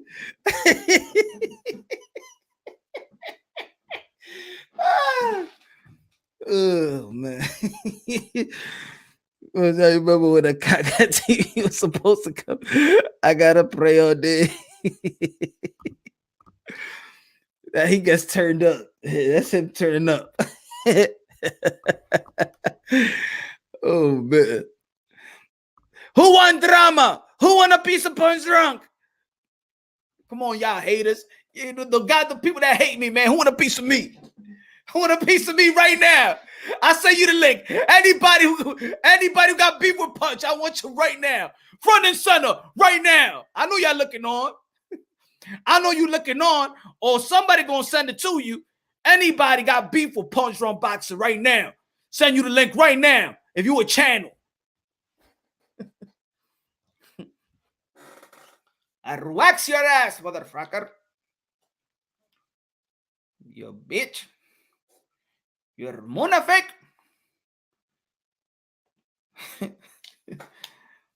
You're a Latin one to be. I was praying while watching your live videos. Yeah, he said that. Well, he said he fasted. The fuck? You don't pray at all. You don't fast or no you pray. What the hell you praying about? You lie every day through your fucking channel. What the fuck are you talking to? You pray. Praying to what? The devil? This guy say I'm fasting. And after fasting, I pray. Pray to who? You? Who the fuck you kidding? Who you kidding? He said he prayed. That man don't pray. He prayed to the devil. It's your weak ass excuse. He gonna say that he's fasting and shit like that while he fucking hitting me up on Instagram DM, but he's fasting. And then he say he praying, and then him and Bill going back and forth text messaging each other. But he fasting and praying. All right, bro, you praying on your knees while Bill there. Y'all praying. I know you on your knees or something. I ain't while Bill there. I know they ain't praying. They praying to the dirt.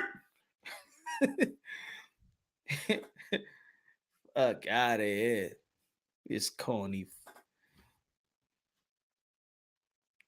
WBC fan was created for Canelo. Unfortunately, the rumor is not undisputed. This is why the Punch has to try to convince you that the rumor is undisputed. I don't try to convince nobody. I don't give a fuck. I don't give a fuck. I just tell you what it is. And you can recognize what you want to recognize. Right?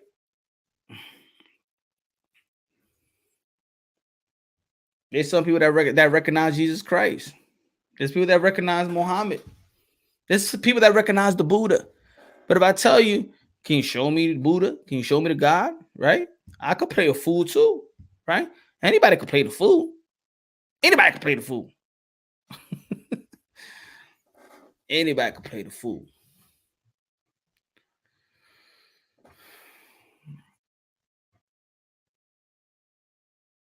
What up, Angel? Chilling, man.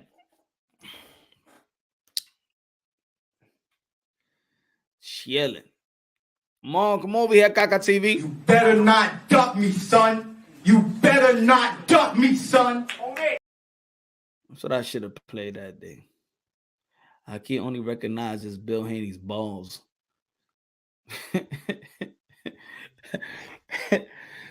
You know that Bill Haney dyed his hair black, because he got a bunch of gray hair and the gray beard. I think Aki TV is the one that dyes it for him. Come over here, sugar daddy. Let me dye your hair. Let me dye your beard. Let me dye your beard, sugar daddy.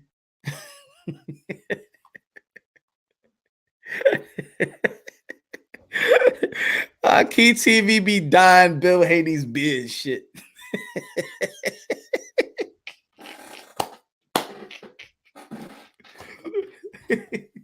You missed the spot. You missed the spot.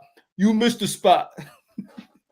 Hurry and wash it off because it stinks.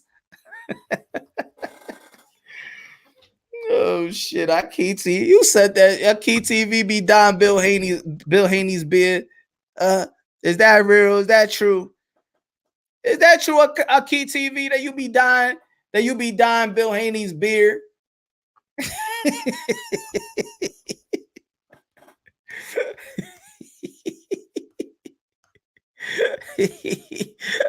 I got the picture. Yeah, Push, you actually do.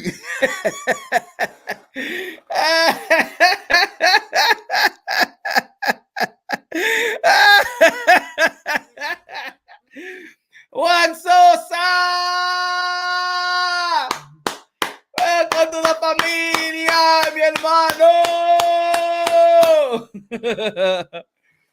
That's what I'm talking about. Juan Sosa, Juan Sosa, Juan Sosa, Juan Sosa. Welcome to the family. Welcome to the club. Gracias, mi hermano. Gracias, man. I appreciate that. Juan. Oh, man, I've been having fun, bro. Yeah. Oh, shit.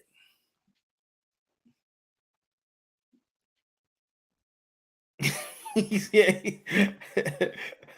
what Mauricio Suderman said. Hey, we got a free belt for you. Hey, Bill, hey, Bill, we got a free belt for you. We got a free belt. He said, we have the free belt for your son. There you go. Thank you, Mauricio. Thank you.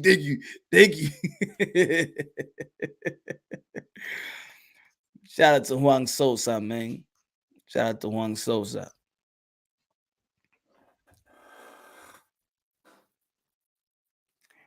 Now, you know what it is, man. They want to, Sly in the building. What's good? Sly in the building. Did I just see Bill Haney or Cornell West? Both of them motherfuckers. I put Cornell West because he remind me of Bill. What I was going to say.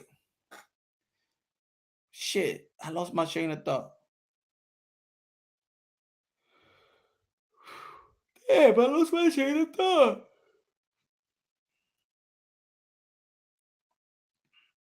Canelo motivating the younger generation to be great too.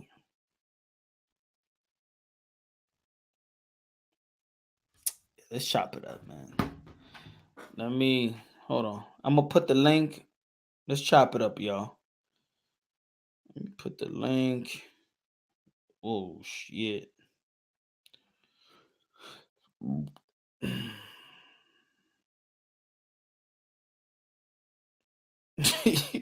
I'm looking at the thumbnail. Damn, I'm disrespectful, man.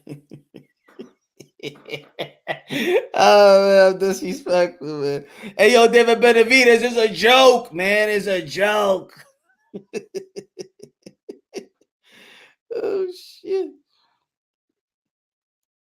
Oh man.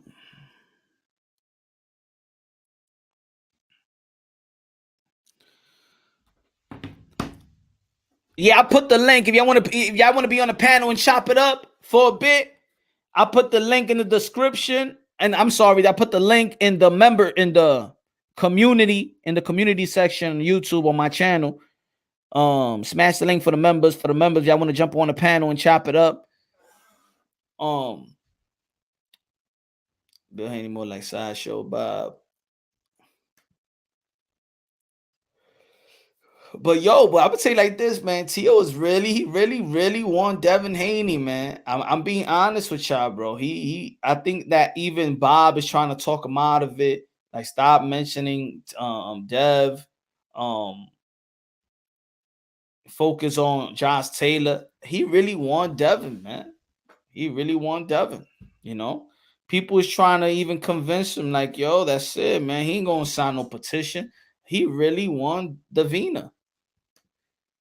Nah, I'm messing with y'all. Shout out to Devin. It's just a funny picture. I'm playing with y'all. I'm playing. I like Devin as a fighter.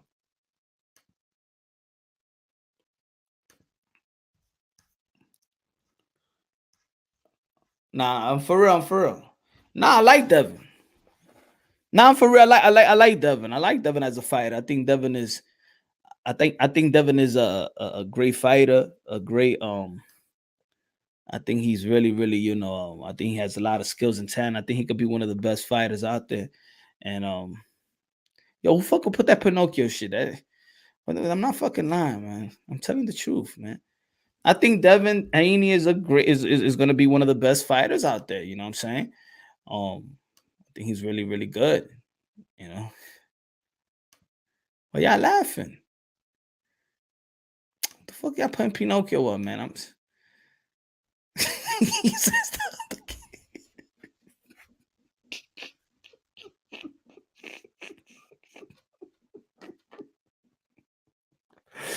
yo, why y'all laughing, bro? Yo, why y'all laughing?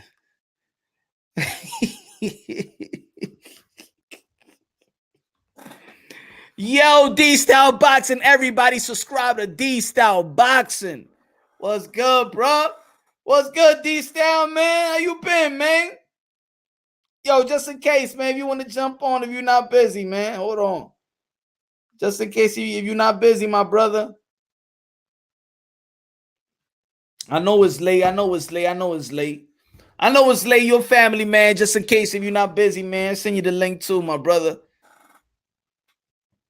Everybody subscribe to D-Style Boxing, ACP. Hispanic causing panic. Shout out to G Funky as well. Let's see. He said, let's see Davina. You want to see Davina? See, y'all like Davina. Y'all think Davina is attractive. I'm not talking about Devin Haney. I'm talking about Davina. All right, this other girl named Davina. Yeah. See, y'all find Davina attractive. That's how y'all want to see the picture.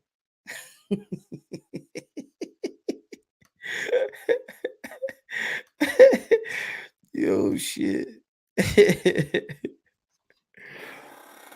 Yo, whatever happened to that dude I roast, man? He ain't never come back. What was his name? When I said that. Yo, yeah, Marlo. Where Marlo at? Yo, I haven't Marlo, where you at? Ever since I roast you, you never came back. Where Marlo at?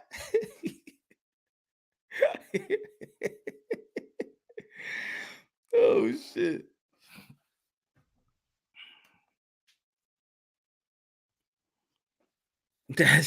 He said Davina is Rapstar's girl. Yeah, that's Rapstar. Rapstar took on a date. El Chacal. Gotta put that cap back. But yeah, nah, for real. I think that Devin Haney's gonna be. I think he's gonna beat Jojo Diaz. I think that Devin Haney presents. I think Devin Haney got a lot of power now. I think he's grown a lot. He's grown a lot of power in those punches, and I think that he can knock out Jojo Diaz because he got power in them hands, and I think he's gotten stronger, since his last fight versus Linares. And so I think that he has a lot of power. And Diablo, the Pinocchio. Why they put Pinocchio over here? What's going on, man? He said, yo, Tito Perez say out of pocket with the thumbnail. Why you do my boy like that? Oh, shit.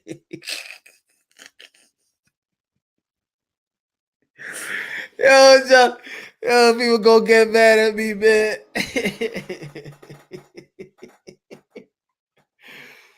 Nah, yo, good looking out, Tito. Nah, man. I'm just joking, man.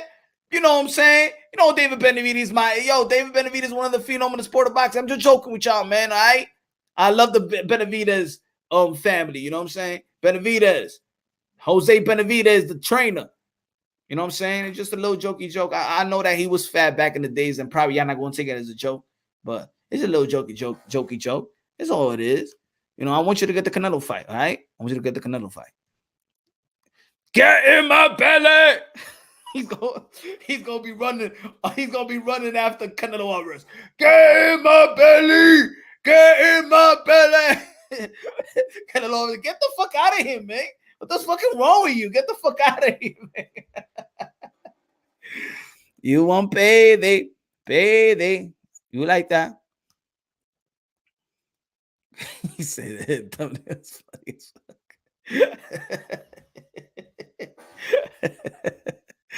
Get the fuck out of here, man. Get in my belly. Get in my belly. Rap star boxing knowledge. UK, England, in the building. You Grey Poupon. Fuck it. You Grey Poupon. English muffin motherfucker, you. How you doing, Listen, son? mate. Stop fucking telling me about English muffins, mate. Let me tell you something. The only reason I come on is because people keep calling my name, bro. Put my girl on here. Fuck Davina, the transvestite lookalike woman. Put my girl on there, punk. All right, let me put your girl. Put my girl on D-Style in the building. D-Style boxing. Everybody got a D-Style boxing. What's good, D-Style? Yeah, but put my girl on there, punk. Yo, what's good? I'm just driving. I'm driving home, man. Long day at work, but thought I'd jump off for a little bit while I drive and shit. All right, man. Mike from Boston in the building. What's good, Mike? Yo, what up, man? What's good, Mike? What you finished watching? Sure, porno? man. You sound like a little low. You finished watching porno, son? I was watching women's tennis, bro. You was listening to what I said earlier. Yo, so let me first before I ask y'all guys the question, let me put Rapstar's girl that he wants to see. Yeah, put my girl on there. No, fuck that. Davina. That's a fucking name, my girl, bro. Put my girl on there. I got you. Come on, that's more like it, bro. Yeah. Yeah. That's Rapstar's girl, yeah? Stop talking about Davina. Davina is fucking HOD's wife. Davina is HOD sucks her muffin, bro. HOD sucks her muffin, bro. That's his fucking muffin every night. He thinks about Davina. Stop speaking about Davina. Is Mrs. Figueroa? Is Mrs. Figueroa gonna change her name to Mrs. Rapstar? She's beautiful, bro.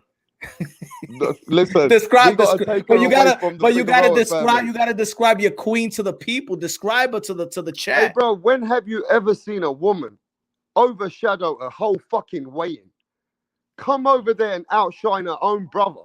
No one was looking at Brandon Figueroa. No one ain't looking at Omar Figueroa when she was there. She was overtaking the whole fucking show. When have we ever seen a girl come into a weigh-in and ain't no one give a fuck about the fight? If that was, come on, talk to me. She distracted Luis Neri. Luis Neri was distracted. That's why you lost that fight. Not even. She's better than the Tecate girls. She's beautiful. That's Rapstar's girl. Don't you ever put Davina up there, or you can put Clarissa Shields up there because we know HOD's in love. Hey, put HOD's in love with Clarissa Shields over this girl. Over my girl here, he likes Clarissa Shields. Oh shit, that's HOD's woman. Well, who said that's a beast? Yo, respect. That's a fucking beast in bed. He said that it looked like Antonio Tarver with a wig. Who said that? Who said that? That's so funny.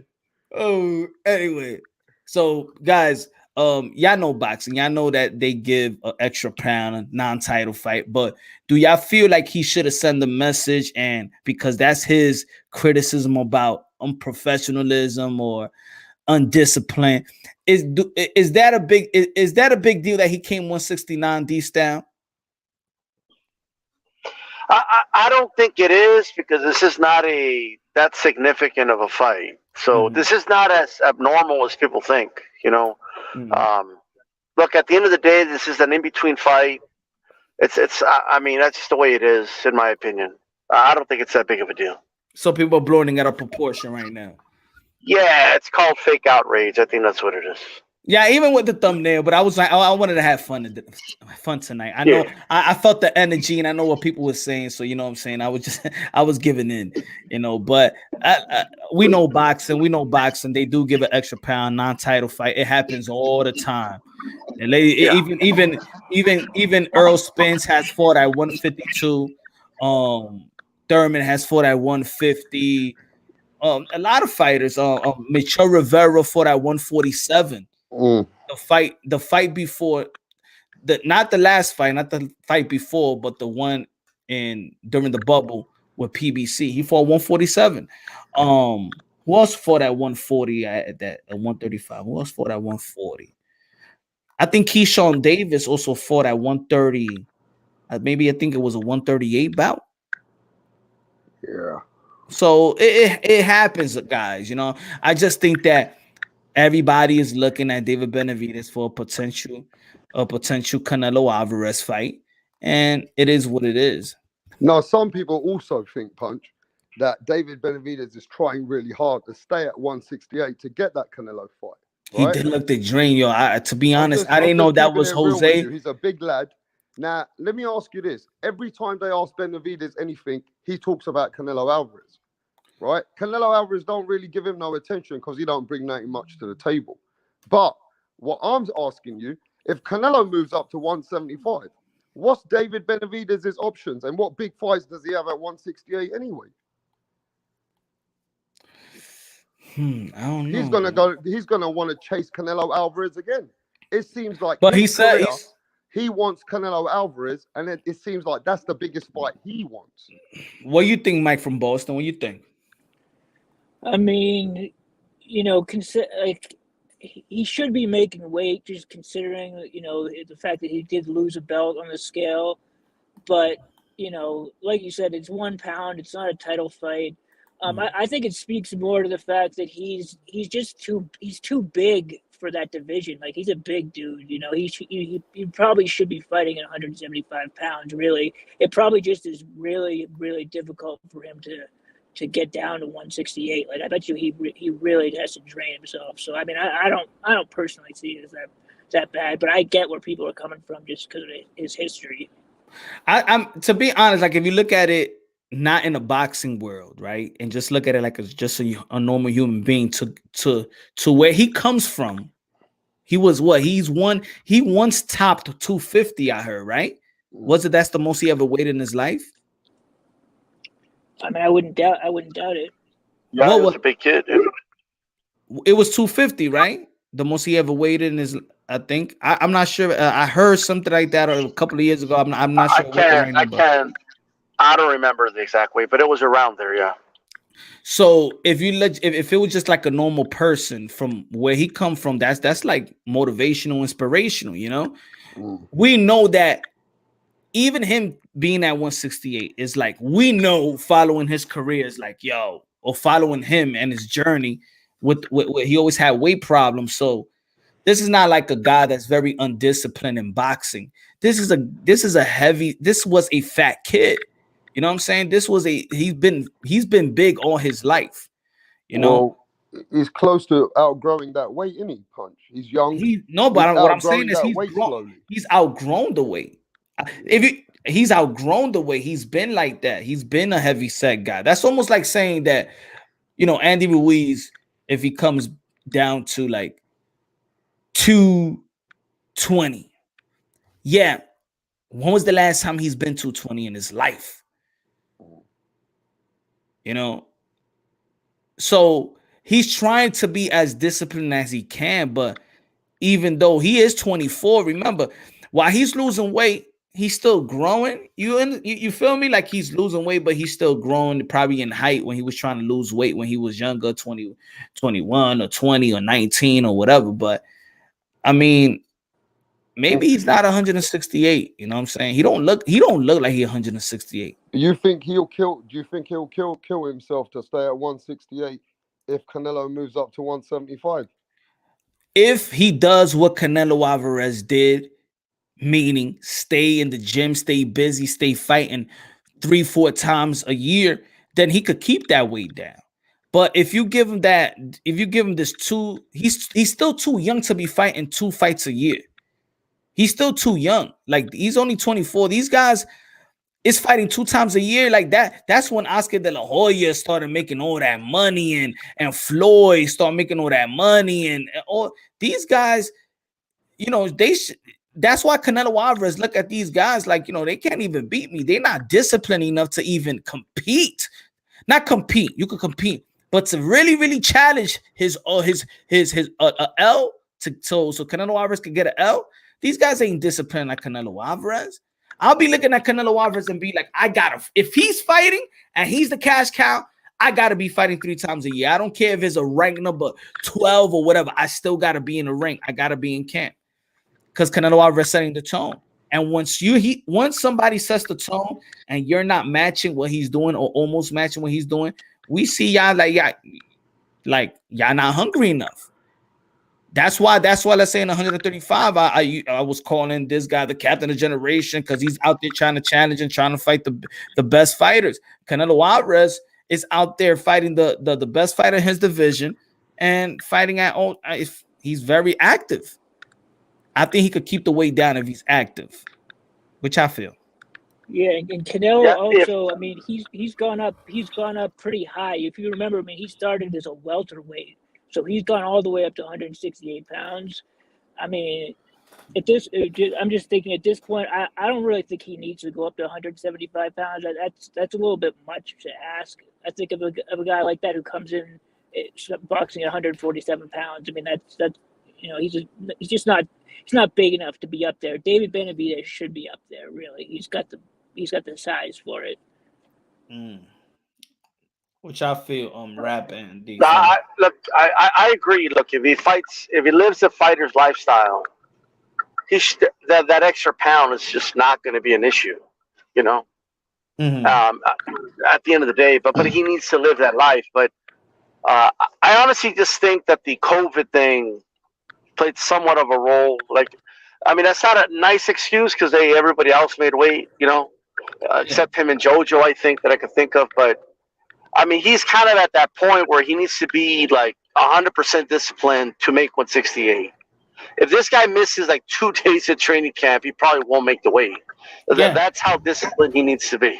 And that's actually what he said. He said he missed a couple days of training, and that's why he didn't make weight. You know, and to me, that's crazy. Like, I think he needs to stay in the gym, like, as much as possible. Stay disciplined. You know, don't miss any days at the gym. But to me, like, look, if the Canelo fight's not going to happen immediately or next year, he might as well just move up and get a belt up there, because Canelo's eventually going to move up anyway. Like, Canelo's going to try to become undisputed at 175, and if you have one of the belts, then you get the sweepstakes. You know. Yeah. So that's what I would do about him. I'll go up there, beat up Joe Smith or something, and grab a belt and wait for Canelo if he's not going to get it at 168. I'm not advocating for these guys to just wait around, but let's be honest, that's what everybody's doing, and that's who's being rewarded. The guys that get a belt and wait around. Yeah. So that's you probably should do that if you can't make the weight. Yeah, they just getting a position and just waiting there and just waiting to get picked. Yono said, but David is hungry though. You gotta stay off the yayo though. No more. You think he's still on that? No, I'm just fucking around. But I'm just saying, like, that did happen. I do remember that too. What do y'all feel about, you know, because now people are talking more and more about Gilberto. You know, what do you feel about that? I mean, he got to get a strap first, you know. But people are talking about Ramirez versus Benavidez. What do y'all feel about that fight? Hey, I mean, I think he should do it. If he can't get the Canelo fight, yes. That'll be a big fight. I think Canelo should tell these guys, like, yo, you guys got to start fighting each other, and I'll start fighting the winners of these fights, or else they're not going to fight each other. Yeah, that's what I said earlier, D-Style. I said that I feel like Canelo Alvarez is in position to actually even be a matchmaker.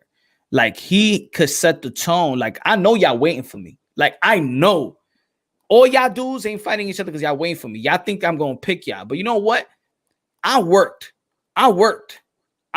for 11 months more than all y'all put together.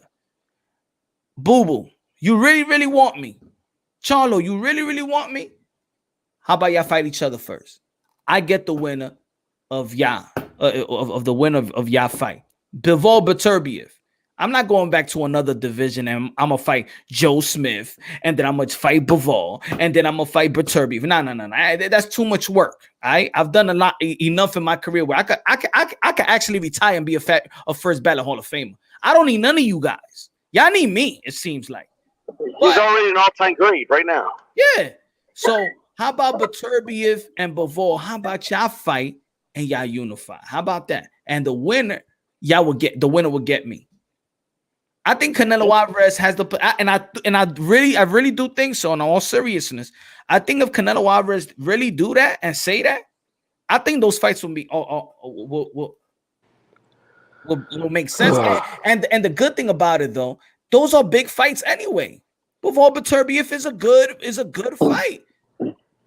Yeah, I mean, it would just be a little bit crazy for him to say to say in a division that he's not even in, 175 pounds, he hasn't even moved up yet, to tell two guys to unify and then the winner gets him. He's like only had one fight at 175 pounds. But I agree they should be having unification bouts in both divisions. And I'm so sick of this whole talk about Charlo and Andrade. I mean, what is it that makes people think that those guys would have a shot against Canelo Alvarez? I mean, I just don't see it at all.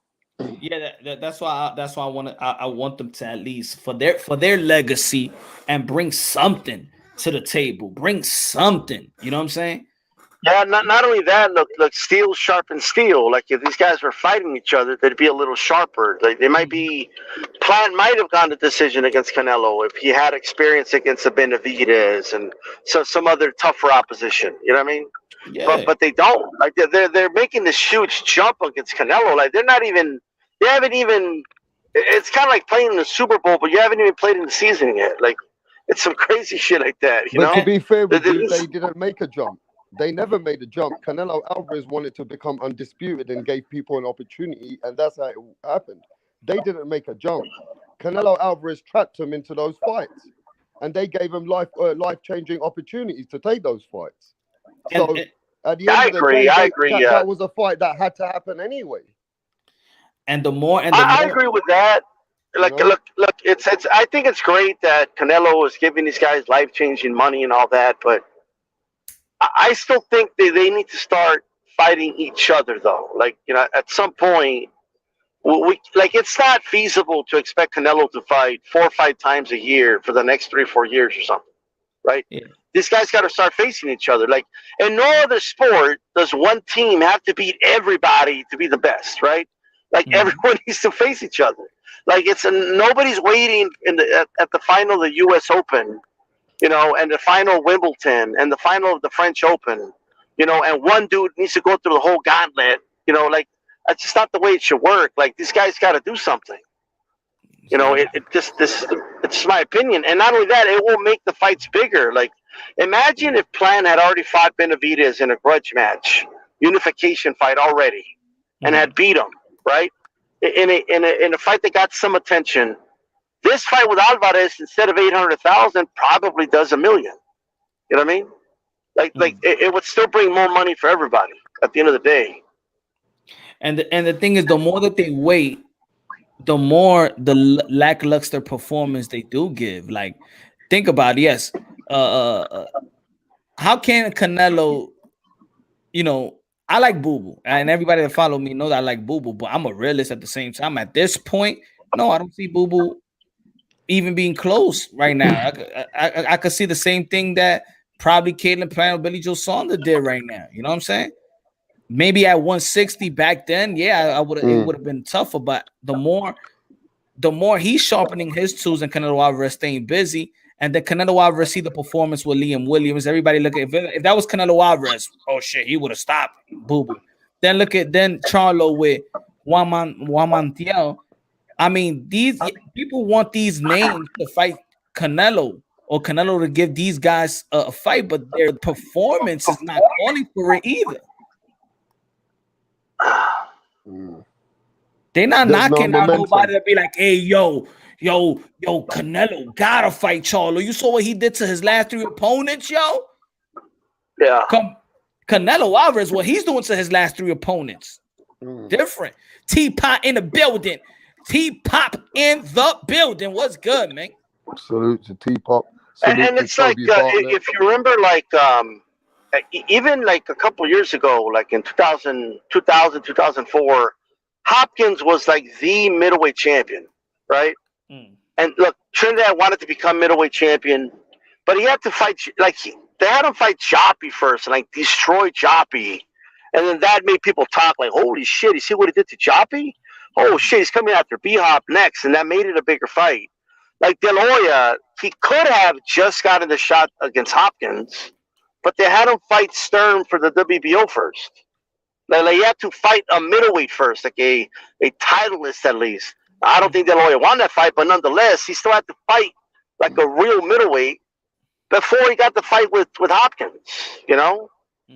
Nowadays, like these guys don't want to fight anybody. Like, it's crazy. Like, this is some new age shit, in my opinion. And I think that the fighters, I know what the promoters are doing. I know what their advisors are doing. They know what they're doing. I mean, they're saving. That's their investment, right? All the money that they put in, and this is the money that they're going to cash in, because it's not only the fighter that's cashing, but their business handlers is cashing. But the fighter needs to be a realist and needs to be responsible enough for his life and his legacy to tell the promoter, like, yo, I know y'all want to wait. I get it. But I also want to have a chance to win when I go out there. Like Caleb Plant, he's in position for Canelo Alvarez, but he ain't fight nobody near. So to give himself the best chance he could give, he can't just go into training camp and 10 to 8 weeks training camp. He needs some experience for a great fighter like Canelo Alvarez, an all-time great fighter. Like, guys, do you want to make money off of me for just one Canelo fight? Or do y'all want to make money for me to actually, y'all have enough confidence in me, real confidence that I could beat Canelo and let me be the Canelo and we still all be making money? I think these guys are worrying to get that one shot deal. You know what I'm saying? They're not worried. Well, I want to ask something. My phone's about to die, so I'll listen to you guys while I plug it in. I'll be listening when I jump off. But how much do you think a lot of what's going on is the obsession with the zero, with the O, not wanting to lose the O? Because if you look at boxing history, it's just kind of a new phenomenon. Like Salvador Sanchez lost early in his career. So did Hagler. So did Sanchez. Marquez lost his professional debut. Like, you know what I mean? Like losing early in your career while they're building you as a fighter was kind of normal, But there's an obsession now. Like they're being extra careful with the O now. And it's like, I think that's what it is, in my opinion. But I want to know your guys' thoughts on that. I did a video once. I don't know if it was last year or whatever, but I said the worst is like a gift and a curse. The worst thing that happened was that Floyd Mayweather and Manny Pacquiao was very successful, lucrative wise. Is the O right? But is a formula. Is a blueprint that actually is the most successful blueprint. That's the problem. Is that Manny Pacquiao Mayweather, that was the most lucrative fight in boxing. So now that's the blueprint. That's the bar. You know what I'm saying? Now the business handlers, I mean, there's other business model, and I wish they do follow the business model of Sugar Ray Leonard, of Mike Tyson, of, I wish they follow, but it seems right now that they're just following this Floyd Mayweather blueprint. And since these guys are with Al, David Benavidez and David Benavidez with Samsung, but of course Samsung does business with Al. And you got Plan and you got Charlo. It's about saving this O. It's just staying in position. You're capitalizing by being. But you can save it. Oh yeah. But if you're taking all those fights like Floyd Mayweather did, then you know what I mean. Then you deserve to have your unbeaten record. If you went against champions like Castillo, Diego Corrales, Hernandez, you know, people like Ricky Han when he was unbeaten, Oscar De La Hoya, you know, Floyd Mayweather took some serious fights to keep his own. He beat Canelo Alvarez when Canelo Alvarez was up and coming. So Floyd at least fought some serious fights to say, you know what, I deserve to be unbeaten, bro. These guys But can't I just keep mean, it for a big payday. You know what I'm saying? They just I want feel the like big payday to I It's fight feel all for good. like their own. It's all good. These I understand. I understand. That should be heating up. I know. I feel like Floyd though kind of started a pattern in the second part of his career though of people not, kind of not deciding not to fight certain dudes. Just say, oh, I'm not going to fight this dude, and then Mm, it's okay. mm. I'll tell you something. These guys are going to lose their O anyways if they don't get any decent competition to prepare them for a guy like Canelo. They're going to just Exactly. lose to Canelo. But you know what? I think people do have gotten on Floyd a lot. But in Mm. reality, he Yeah, he fought took the good fight. fighters though. He Like it's fought not every fighter.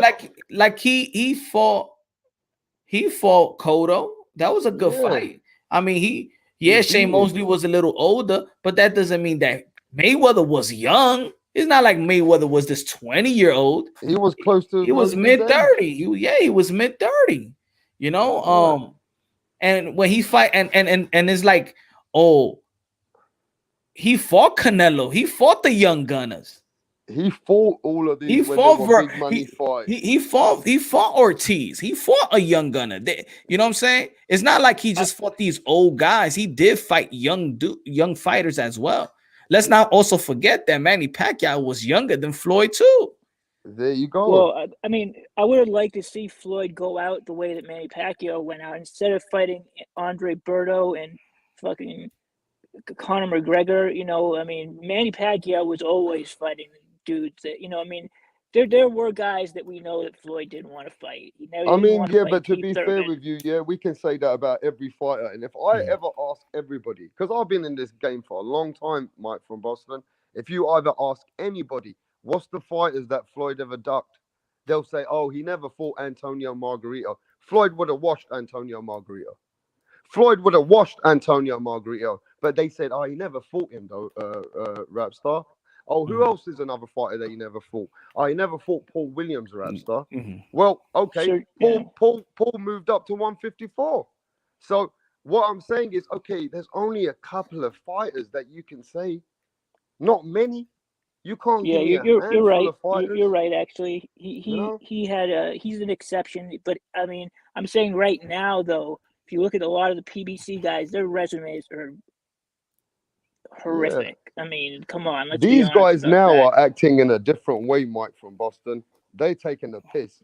They all want But they're 20 million to fight for their undefeated record now. They all But want the big money, so they fight for that undefeated record, or they're not putting it up. but then look, guys, and this is why the formula is gonna keep on going, because now if you look at the young fighters, right? The young fighters, you got Javante Tank Davis as the star.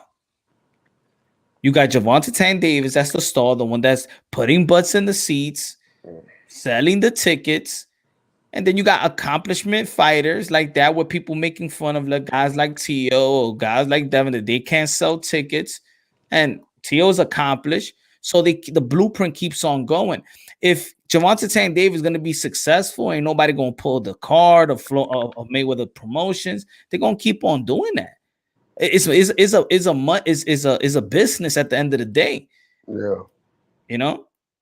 Yeah, but they're taking the piss punch. You know what I'm saying? They want to all hold their undefeated records, yeah? I mean, Jamal Charlo, yeah? And even your friend Demetrius Andre, bro. These guys are in their 30s and they're older than Canelo Alvarez, bro. They're older than Canelo Alvarez. And it sounds, look, man, I like every fighter. I ain't got no horse in this race. I'm from fucking different country. I like every fighter. But look at this.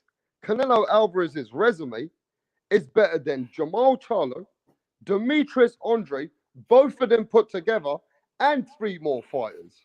Mhm. It's embarrassing. Think about that, bro. You're in the same era as this fighter, And you ain't, man, if you look on paper, it looks weak. You get what I'm saying? Mm-hmm. It looks weak. It don't look good. Yeah, it's just I don't know, man. I'll say this, man. Even though when people want to, even promoters or advisors, they want to emulate a blueprint. In the end of the day, it's only one Floyd, man. The more somebody try to emulate Floyd, they You can never. they fall flat in their face. Hey, listen to this They one. fall When I flat in first, their face because you know why? Because with all the money, Floyd was probably one of the most disciplined fighter of his era. hey, listen, when I first come to this YouTube, I heard so many channels and people saying, yo, rap star, Devin Haney, he's the next Floyd Mayweather. Devin Haney, he's the Floyd Mayweather of boxing. That's the worst thing they ever did. Mm-hmm. And now, you know what? There's not one human being ever says that anymore. You know why? They knew they were capping big time and they can't even say it anymore. Yeah? No Floyd Mayweather ain't getting no distance with 39-year-old Gamboa. Ain't no Floyd Mayweather taking a shot like that from Linares and not knowing how to recoup faster than that. Yeah, You know what I'm I saying? This agree. this I is agree. you're talking about a different kind of fighter. That's Yeah. a fighter which is on a different wavelength. Yo, You shouldn't name these fighters compared to Floyd Mayweather and Sugar Ray Leonard. It's not nice. It's funny because earlier today, that's what I was doing. I was just watching my old pretty boy fights, pretty boy Floyd fights, and I'm like, damn, this is why I became a fan of this guy. This guy is fucking special, bro. And you know, this is when he was throwing. This is when he was sitting on his punches. This is when he was throwing some combination. This is when he took risks. This is when you used to push Floyd to fight with Floyd will fight you. Yeah. That's right. Yeah, Like before he Zab started with Judo the times. defensive shit, like before he took the shoulder roll and was really fighting defensively, he was trying to knock people out back then, and he did knock people out. And I believe when his father said that once, he said, you know, I don't know if that interview is still up, but he was talking about the Gotti fight. And he said after that Gotti fight, his hands was never the same. But you saw in that Gotti fight that Floyd, offensively, he went all out. If Yeah, I do believe that his hands really, that's it, like got fucked up because he went all out in that fight offensively. yeah, he Yeah, was for putting me, a beating He on his wanted to ass. send a message Hey, to for me, Gotti yeah. and his fan base. I gotta tell you this though. For me, yeah, when I watch back the fight, and rest in peace to one of the baddest fighters who ever lived, and Chico, Diego Corrales. Yeah, when he came in with an unbeaten record, and that Diego Corrales came in, and people talk about Paul Williams. Diego Corrales was a man at his weight at that time. Mm-hmm. Yeah, there was 3 belts on the line, and Floyd was the underdog, and he was small compared to Chico Diego, but he took away the size, he took away the man's distance, and he showed the man. He dropped him many times in that fight, and I'm sorry to say, he outclassed another champion, which was a bad man. He outclassed that man in another level, bro. I Another say level. good question, T-Pop, but it's an easy question, but it's almost but I have a different type of answer. Do I think Floyd can still school Canelo? I think no. I He's don't too think old. no. Even if even if Floyd was 35, 34, I say no. But the only reason why I say no is because he already learned from being defeated by Floyd. You understand what I'm saying? Wow. T-Pop says he still thinks Floyd would come back and a catchweight and No, school Nah. Canelo no Alvarez. way, man. Wow. He's too small, man. First of all, they're just too. The gap between them and weight has just grown since. You know what I mean? I mean, it's not, you can't compare those two guys. Like Canelo's is a big dude, man. Nah, You but know, He's and much bigger. but to be honest, even if they fight at 155, let's say the same Canelo, but today's skilled Canelo, I don't think he'll school Canelo Alvarez. Let's not forget that no matter how people want to call it or see it, this was a split decision win by Floyd Mayweather versus Canelo. It was a majority or split decision? There was one judge, yeah, and that was crazy Yeah, as well. that was crazy. yeah, that he could have to draw on the score. I mean, he schooled I Canelo saw Alvarez. He because schooled him, and let's not forget, people say Canelo was young, but Canelo was beating people, and Canelo became a world champion. He beat Austin Trout before he went in there. before I did the video, when I saw the video with his father talking and stuff like that, I watched the Floyd Mayweather versus Canelo. The same punch selections that Canelo Alvarez was in the last several fights, the way that he's grown is very different. Canelo Alvarez knows how to stalk. Canelo Alvarez knows how to set punches up. Canelo Alvarez, you see the punches that I put, he never threw that punch. He never threw that punch to offset or to neutralize the shoulder roll. I think is a whole different type of Canelo Alvarez. It's not the same Canelo Alvarez. Well, of course it's going to be different because he's going to learn from that and he's going to become a better fighter. But, you know, there's different times and there's different generations. And now Canelo's at 168. What we got to say, though, he learned from that and he became a better fighter. That's all. If you watch Canelo from back in those days, you'll notice that when he was on defense, he had very good defense, but he wasn't really trying to shift back to offense really quickly the way he does now. Now he's always on offense. I mean, he's still a great counterpuncher, but he's not. I mean, he's always stalking now. He's always coming forward. He doesn't ever let him. I mean, last time we saw him go backwards was in the first Triple G fight. Ever since then, he's become a master of just keeping that pressure on no matter what the other guy's doing. I think that he's learned. That's a huge piece of his improvement. I think is his transition from defense to offense. He can do it so quickly. Like if you watch the fight, I've already watched this fight 4 times, right? The Canelo fight and the Canelo implant, but not to. It's just to see how accurate when he was throwing the 1-2 to the body, and he was punching the solar plex. Like he was so accurate that he was punching the, where you cover with the shoulder. He was punching right there. He was landing those shots. Those shots when you think you all covered up, he was landing those shots right there. He was landing. If you was too tilted, he was landing that shot right there. So do you think he's a way more improved fighter from the last time he fought Gennady Golovkin? Yeah. So if Gennady Golovkin and him fight, he's more comfortable. He's even more comfortable. You think it'll be a different fight now? He's better than what he was when he fought Gennady Golovkin. Oh man, I think and his balance is incredible. Canelo Alvarez balance is incredible, man. Yo, David, what's good? Yo, what's up? Can y'all hear me? What's up, David? Sir, yes, sir. Mr. David, what you got for us, man? So I'm just listening, chiming in. Yeah, man. I think that Canelo. Yo, look, the same punch that he called Billy Joe Saunders, he called Caleb Plant. Like he connects on your every mistake. He will counter you if you in bad position. He will counter that. You got to be perfect to fight Canelo. You got to be your A+ game, and sometimes your A+ game, like I said, leading up to the fight, Caleb Plant I think he was his perfect self to the later rounds. What more could he do? Yeah, I agree. That was the best fight he's ever. I mean, that was the best performance of his life, I think. Go to toe to toe. He would have got done earlier. He couldn't go toe to toe. He don't got enough power.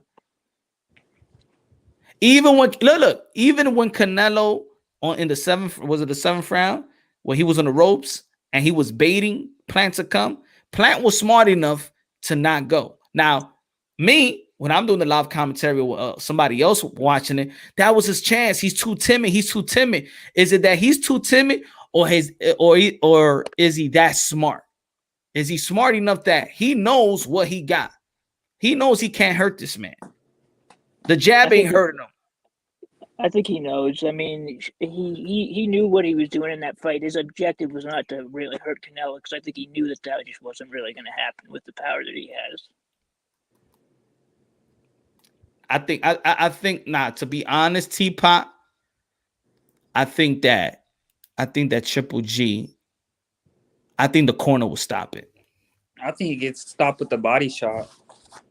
I think that Triple G may be too tough, but he will get, because Triple G he's getting hit. He's getting hit by the low level opposition. You know what I'm saying? The He thing was about getting hit by Sergey Derevchenko. Triple G just has his chin is about the same though as Canelo, so I could see them. I mean, the problem is that he's just too old. If he was younger, I think he would still give him a good fight. But I mean, just no, not now. I don't want to see that fight. Canelo Alvarez is looking so good because he knows at one point he's not respecting the punching power of his opponent. With Triple G, he got to respect it. That's why you saw the first fight. He had a move. But then in the second fight, he fought that toe-to-toe fight. And he took his punches flush. Canelo, and that's another thing, that Canelo got a chin. It's not that he only got defense or the offensive game. He also got a chin. Yeah, he doesn't. You saw the size of his neck, bro. People don't. Canelo, he got a big ass neck. You can't knock him out unless, I mean, you're gonna have to go up and maybe I don't even know. He could probably take the punches at 175 pounds. He's one of the best chins I've ever seen. I think so. Yeah, I'm pretty sure he can. Yeah, I think so too. That it's not. You know, like I think he'll beat up a couple bridge weights. If y'all, and to be honest, man, I know he gained a lot of weight now, but a Usyk Canelo fight would have been good in my opinion. I don't go for what anybody say. It's still possible. I don't know, man. Years. You know why I say that? Lot, is man. It's not that I'm trying to create a fantasy. It's because remember I've seen my favorite amateur years when I was when I was looking at 07, 08. You know what I'm saying? That's when I seen Usyk. He was in the same. Sean Porter was the guy. Sean Porter beat Usyk. Sean Porter was the guy in the amateur in 168. Yeah, I mean Usyk. The thing is, though, I mean, I'm just saying skill set. Yeah, now he's just too big. That's what I'm saying. That would be a hell of a fight if we're talking about skill set, because we've seen Usyk's skill set. I mean, he's pretty close to perfect when that last fight against AJ, and it would be interesting. I'd still like to see it, even though I think it's it's way too much to ask of Canelo to fight a heavyweight fighter. It'd still be an interesting thing to see. I mean, look, he gained what 20 pounds, right, of muscle. Usyk. Yeah, because he came in at 220. That's the biggest he ever came in, right? 220 versus Joshua. I mean, you know why I could see that fight? Because he don't got that power. He said, no way, come on. Hey, yo, man, I know, man. I just can't see nobody. To be honest, I'm not interested in Beterbiev and Bivol. So I gotta be honest. I'm not interested with those names. I respect them, but I'm just not at this point. I want Canelo Alvarez to fight names now. I mean, I don't. Canelo Alvarez just one fighter to me anymore. He don't got nothing to prove to me no more. As a fan, he's the goods. He's a first ballot Hall of Famer. So what does he even do now then? Like, I mean, if that's the case, I think make big fights with with names, and I think this is the reason why people just say that. That's the only reason people say Charlo, because it's just a name that they know. It's not that really Charlo earned the fight now. Maybe at one point he was in position, but I don't think he's earned a Canelo fight yet. Absolutely not.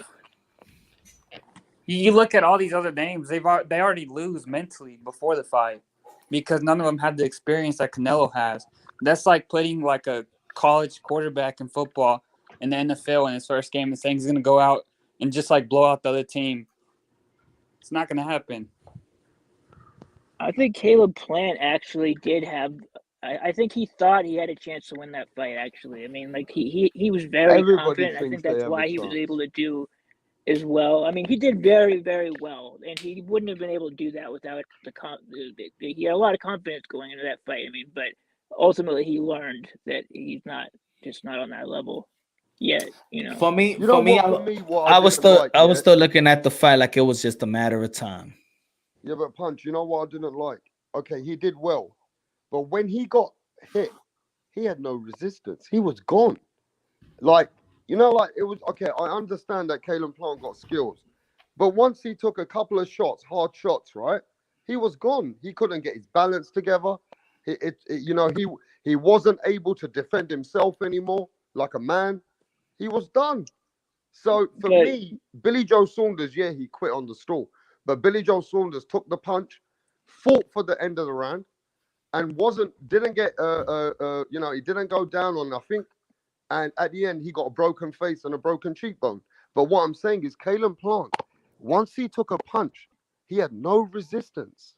I was surprised with that. Anybody else? But he was taking a lot of shots throughout that fight. I mean, think about all those body shots that Canelo was landing since the beginning of the fight. That was not easy to take those punches. I don't think we can say he went down right away. I mean, he'd been taking some punishment throughout the whole fight. He was losing. What do you think, Mike, about the verbal battle? Did you see the when Caleb Plant in the 9th round, he turned around and said, Canelo Alvarez, you're one of the best I've seen, and you got great skills.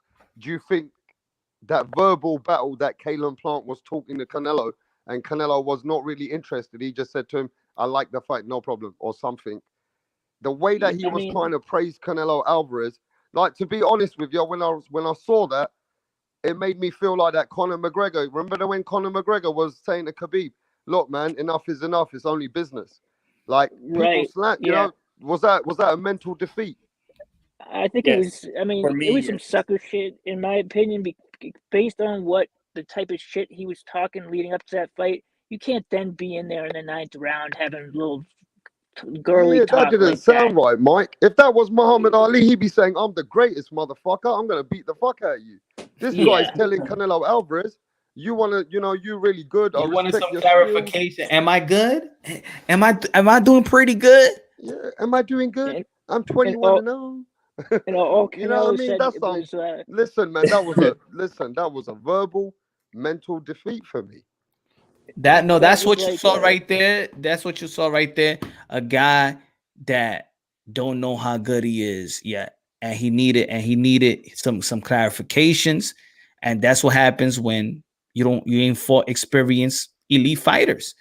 Because if you should know that leading, you wouldn't ask Canelo Alvarez question. If you fought elite fighters before leading up to Canelo, then you would know. You wouldn't ask Canelo that. He wanted Canelo to punch. He wanted Canelo to say, yeah, I think you're elite. Like, he wanted some rectification to say, Canelo, am I good? Mm-hmm. That belt wasn't enough for him. Yeah, but Punch, that was weak.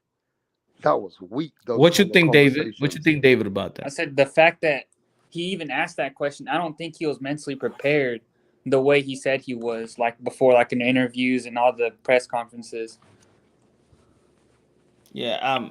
I mean, that's weird, and hey, that's good. That's good how they caught that. But there's a lot of conversation with fighters, so I would like to know more conversations. I want people to highlight more shit. You know what I'm saying? All Canelo said to him at the end is, "I like the fight. Keep fighting." Yeah, keep hitting me with them pillows. Canelo said to him after all that, "I like the fight. Keep fighting." Imagine if you would have said, "Man, get the fuck out of here, man." Hey, listen, I'm sorry, yeah, but that was asking for some kind of hey, listen, Canelo, don't knock me out. My fucking wife's there. You know what I mean? Look, I'm sorry about all that Mexican shit. You guys are better than me. Just chill, man. Don't knock me out. You know what I mean? Mm-hmm. That's what I feel like it was. It was like, Canelo, you know I'm good. Look, just take it easy now. You know what I mean? What the fuck was that punch? Hey, Muhammad Ali would be sad if he saw Caleb Plant doing that, bro. Now, you know what? That was some weak shit.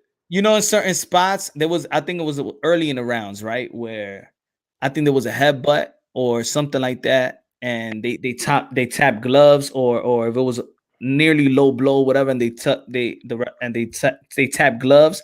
Once I see fighters do that, when you think they're coming in with all this animosity, I'm like, man, Canelo Alvarez softened Kalen Plant up. Man, that was a payday talk, man. Kalen Plant just wanted the check after that, bro. You know.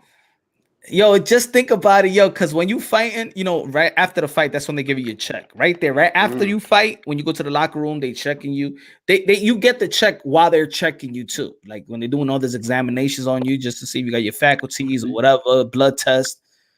You know what? So he's just thinking. So he's thinking in his mind, as a fighter, you're thinking, and I'm saying, I got 3 more rounds, right? Win or lose, I'm getting fucking $10 million, man. Hey, listen to this. Yo, I'm happy, yo. You know what I would have liked when Kalen Plant said to Canelo, "Am I good? Am I good?" I wish Canelo said, "No, you're a horrible fighter."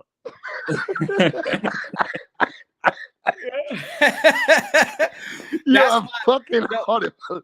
You're fucking horrible. Now take this so I can knock you out. And that's why it's even more of an animal. I'm gonna give you a quote. I'm gonna give you a good quote, and I'm gonna relate this to one of Rap Star's favorite fighter, Conor Ben. What makes us scary, right? When somebody got nothing to lose, right? But what also makes it scary is when you already have everything and you still hungry. That's as scary as well. Like, yo, my man, you got everything. Chill, relax. Why you still in the gym like this? You got everything. Like, Floyd Mayweather still running in the fucking 3-4 o'clock in the morning, still training like my man. What are you fighting for a fight? Are you still training? Damn. You know, it's a lifestyle. And that's scary about Canelo Alvarez, that he got everything. He don't got to fight. And he still want to be the best. Manny Pacquiao got everything. He got a whole country behind him. And he still wanted to fight and want to fight the best. That's a whole different type of great. That's a whole different type of level. And with Conor Ben, when people try to be like, oh, you was born with a silver spoon, you know what I'm saying? He's like, yeah, that's the scary part. I don't need to do this. Exactly. I don't need to do this. He already got it all. So there's a respect level that I'm still doing something that I don't need to do. And I'm ruthless at it too. That's a different kind of respect too. You know, so it's levels to it, because I think that people, you know, I think people do look down on well-off people in combat sport. Like, oh, you ain't go through what I went through. You don't know what it is. You know what I'm saying? You can't be hungry and starving like me. But there's another type of passion. There's another type of motivation. And that's why I was going to go back to this David Benavidez situation. Now, I'm going to say this to everybody. If Canelo Alvarez doesn't fight David Benavidez, because he has no reason to, David don't bring that into the table. How can you be motivated to fight Canelo Alvarez's leftovers in the whole division? Think about it. The best people in that division, Canelo's already eaten them up. So where does David get his hunger from, Punch? If there's no, in that division... Honey bun. Who does he get his hunger from? Honey bun. His motivation, I don't... Yeah, because Kalen Plant's lost to Canelo. Billy Joe Saunders lost to Canelo. Everybody in that division at the top's lost to Canelo. So what's he going to do at the division? I mean, the biggest fights for him, right? Can you imagine him going up to 175 and fighting Beterbiev or Bivol or Joe Smith Jr.? Those fights are bigger than Plant, Billy Joe, and all that to me now for David Benavidez. But we still haven't seen Benavidez. I mean, we don't know if he can handle that shit yet, man. We've barely seen him fight any. Yeah, but he's already been a world champion at that weight. He's a world champion at that weight. That's why when you fight elite fighters, You gotta beat some.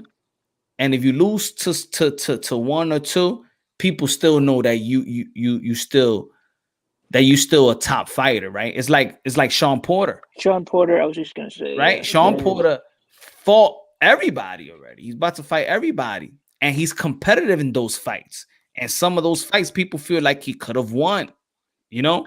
So I mean, David's gonna be fighting he's Canelo's left still hook. elite. He's still elite. It's not that he lost to Thurman, lost to Spencer. People just not. But he beat Danny. He beat Ugas. So it's like I'm still here. and he almost. I mean, he was very close to winning both. I think the Errol Spence and the Keith Thurman fights. If it was a little bit more gone his direction, he would have. He could have done it. So he proved that he belongs in the same fights with those guys. But then with these guys, Plant, Billy Joe, they lose. Like, where Billy Joe at? Billy Joe what? Not retired? He's forgotten now. He's gonna be forgotten. You was just waiting on that. That's all you was waiting on. When that money runs out, what's your legacy? Well, that's the price they pay, man, for fighting the competition that they've fought in their careers. If you have legacy and you have relevancy, you always gonna be good. You just got to make sure that you're relevant and legacy. Stay within your community, stay with your people, be the people champion at all times. Give back while you on top. Set up shop, set up after school, set up a school, set up something, set up gyms. Put your name out there. Create something that's gonna live for a long time, And that's, don't do what Gervonta Davis is doing. Don't follow that. Even even a gym. That TMT gym could easily in years from now be some type of landmark. TMT gym with Floyd Mayweather. This is Floyd Mayweather's gym. Every boxer that goes to Vegas gonna want to go to the TMT gym. Every fighter. But how long can the TMT gym be respected as long as Floyd Mayweather is the only person that really? It only takes one person sometimes, though. It only could take one. It's because it's Floyd Mayweather gym. It's not Tank's gym. He could train there. Man, Floyd's one of the greatest fighters, but one of the worst promoters. Yeah, I agree with that. That's the truth, Punch. He's not a great boxing businessman. He don't use his name to the maximum ability to build boxing. He could build thousands of different Floyd Mayweathers with his name. He rather invest into strip clubs, and he rather invest into big cars, jewelry, and God knows with his cryptocurrency. The man don't want to put back to boxing. He's a selfish boxing man. He don't want to give back in that way, bro. He wants to be as rich as he can be. That's what he wants. You don't want to give back like that. A man like that, he bored already. He's not gonna say to the world. You could tell. Look at the press conference. Look at Floyd. Floyd, you think a guy can't be that naive, man. That everybody around you is a bunch of yes man. Everybody around you. Like, put an example. Did y'all see the Kanye West interview? Yeah, I saw that shit. The drink. You talking about drink champs? Yeah, you saw it. You saw that every time. You saw that every time he cracks a joke, everybody laugh. Every time he laugh, everybody laugh. Yeah, Nori does that with everyone, man. I hate. That's why I can't stand that Noriega's interview style, because he's always doing that shit. Like, he's always kissing up to the guests. Yeah, on that. Like, I like Nori's energy, but I hate when he cuts him off with the hey. Like, that shit is corny. Stop doing that. The dude's on the flow talking. And every time when he's about to go real and deep, like when he about to, when he's about to like not snap, but really like go all in. Nori would try to, not right now. What you mean not right now? Let the man go, bro. Let him go. That's what I'm talking about, man. It's like he won't let the people go where they want to go. It's like, dude, shut the fuck up, man. Like, let them say what they're gonna say. That's the point of this whole thing. Yeah, like he has the And I like Nori. I like his person, but there's certain interviews that you can't treat everybody the same way that you want to do it. Like, you know. And he's too drunk. I mean, I think the alcohol also is a I think factor. I there's mean, no better podcast than Mike Tyson, bro. Mike Tyson's the I like best. that. I like that with the other dude too. I Yeah, like when that he had the other chemistry. dude there as well, it was you know, Mike Tyson's very genuine approaches. You know what I'm saying? And you know, with Mike, you can't cat too much. You But can't what be I'm saying, capping too much with Mike. why I brought that up is that even Kanye West and guys in that position got to understand that, look, when you crack a joke and you like and everybody like, if it was like, you know, that like them sitcom laugh machines shows. Oh yeah, with the laughing noise in the background already installed or pre-installed. Exactly. Yeah. Like that's Floyd. That's a lonely life.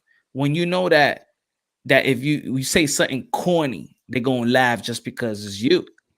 Or, you know, everybody do what you say because everybody around you is paid. Everybody is paid to laugh. Everybody's paid to do this. Who's around you that is real? The only and one thing I did like about Floyd is that he knew the only dude that wasn't even, I think even Roger at one point was a little yes man. You know what I'm saying? Mm-hmm. Roger.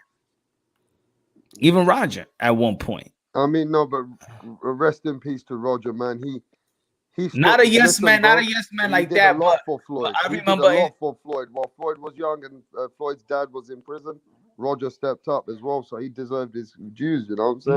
No, the thing, no. What I saw was Floyd took care of his uncle. Of course, he took care of everybody. What I'm saying is, I think his father was the only one pure that was no yes man. Do you remember when his father and him had an argument about this shit, and it went on TV? It didn't look good. Yeah. And but and, if I was, and he was telling his son, like, you can't talk to me like this. I don't give a fuck who you are. You know what I mean? No, yeah. And no one had never talked to Floyd like that. But even as that's when I knew a little bit, okay, he don't want to rub, you know, Roger wanted to take him out to the other room, right? But there's certain things that should not even be seen or be allowed, that a family member really have to, hey, yo, my man, yo, that's your pops, yo, chill out. There's certain lines that you can't cross, and especially in front of people like that, because if you disrespect your dad, disrespect your wife, disrespect your kids in front of people like that, they all gonna treat you the same way. You know what I'm saying? Yeah, and you know what? It's true though. You know, Floyd told Tank Davis, I'm always gonna be 100 with you. He always tells Tank Davis, I'm always gonna be 100 with you, Tank. Like it or you don't like it. When he was telling him in the Mario Barrios fight, he went into the corner. He was telling Tank, you better do something. I'm gonna be 100 with you here. You might be losing. You losing. He was like, you want me to tell you the truth? You want me to be honest with you, right? You the truth or not? Mm-hmm. Yeah. But the truth is, whoever spoke to him like that? Nobody. Only his dad. Only I ever see his dad ever speak to him like that. What he said during the Hall of Fame, in the Nevada Hall of Fame. He's like, his dad was never satisfied. You know what I'm saying? He said, that's what I like about my dad. He was never, so he liked about it, because I used to follow Floyd ever since he came out the Olympic. And his story. I always used to know about his story. I always knew that he was always fighting for the validation of his dad. Yeah, but his dad's no yes man. One thing about Floyd Senior, Floyd Senior is no yes man to nobody. Even after when Floyd fought Oscar De La Hoya, he said, "Look, hey, as far as I'm concerned, that fight was a draw. Even you can call it a draw." But even what I'm sorry to cut you off. But even what Oscar De La Hoya said, that Senior is the only one that can make me run at 5 o'clock in the morning. Yes, Oscar De La Hoya said Floyd Senior is one of the best trainers he's ever had, ever. I wonder if Floyd Senior would still give that same answer to like people ask him about that fight, who he thought was the winner. If he would still give that. give that answer. I'm gonna say, and this is, I know people gonna be like, oh, you just saying that because you're always going against them. But even when that shit with Devin Haney, when he left the corner because he didn't feel like he was doing his job, and that he was told that he was going to be the head. Who? Floyd. Oh, he left, did he? Yeah, he left when he left the corner. Oh, did he leave the corner? Because Bill wanted to take over, but he wasn't supposed to be the head trainer. So Floyd left. Yeah, he left the corner. They was arguing because he wasn't letting Senior do what Senior wanted to do. Okay. You know what I'm saying? It's right there. You never watched that fight? I never knew he left the corner like that. I'll send you that fight. That fight was against. What, he just left the corner, bro. Look, that fight which fight was that? Yeah, which one? See, not many people know that. I'm gonna tell you right now. That's a lot of disrespect for Floyd Senior just to leave Devin Haney's corner like that, bro. That means that he just didn't agree with what they were doing. You're saying Floyd Senior left the corner, walked away. Well, yeah, he facts for me, bro. He backed off. Look, I'm gonna show. Hold on. See, I could see. Hold on. Let me get the fight. Hold on. Wow. But you know, Bill Haney's always been like that. He gets all the trainers in, but then when it comes I've been saying that for a long time. When it comes to the fight, he'll be the head man there. Like he did with Ben Davison, Mickey Bay, Mike McCallum. And then you train with them, but Bill Haney would always be the main man on the corner. That's what he overrules everyone else at the end of the day, and that's why people are not going to be dedicated to him as a trainer if their father can overrule you at any time. So it's like what's the point? A lot of trainers don't like that, do they, Mike? Yeah, no. I mean, I can see why he, now he just has his dad, because other trainers. What's the point if you're just gonna get overruled when it counts, when it really counts? If someone's gonna be talking over you and shit, I mean, what's the point of even being in the corner?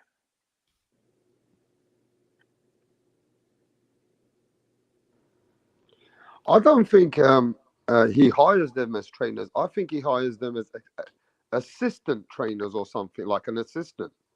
Nah, but Floyd, look, on I'm this not talking fight. about Floyd. I'm talking about the ones that he does what he's been doing with lately. You know? I mean, I think they're that, like, he calls them the head trainer, but his dad is really, even though he's not, like, he wasn't technically, he was actually when the fight was happening. And meanwhile, he'd have a head trainer there, but really his dad was playing the role of the head trainer and like really directing them what to do.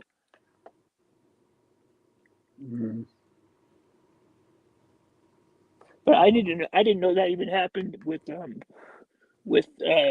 Floyd Senior. I didn't know that he walked away from the corner. That was that fight was I don't know how to pronounce his name, is the ND and Don Jenny fight. Devin Haney versus then Don Jenny. When did it happen? How long ago was that? 2 years ago. 2 years ago? Okay. You're going to see in the beginning, he's the head trainer. Remember when the head trainers, in the middle of the ring before they fight, he's the head trainer. And then Bill Haney was the one that's giving the instructions, and he wanted to give the instructions. That was the fallout. That was the fallout fight. Wow, that's crazy, man. So Bill Haney's really just he's not going to let anyone take that. But that right there showed me that he got ego. He got ego. You know what I'm saying? Big time, huge ego. And look, and the thing is, it's hard to critique it at this point because he still haven't lost, right? And he's there. I understand he's always there. And I was the one. When I told him, and he was trying to remember when he said that he's leaving the corner. He's not going to be training them anymore. And I said, nah, you got to be in the corner until you really find somebody to gain chemistry, because it was just a little period of time he had Ben Davison. So I'm like, nah, you should still be in the corner until they really get some type of chemistry together. But I remember the fight before. and I interviewed Mickey Bay. Mickey Bay was like, "Yeah, I'm going to be the head trainer." They gave me the blessings, and then I told Bill, I said, "Yo, that's what's up. That he's the head trainer." He's like, "Who?" I said, "Mickey Bay." He's like, "The fuck out of here! You don't head trainer." I'm like, "Yo, but I even interviewed him. Everybody he thinks he's the head trainer. Your son saying he's the head trainer." He like, "Oh, he not." I'm like, "Wow. All right. I'm gonna see how this going to turn." But how does this relationship with Ben Davison working then?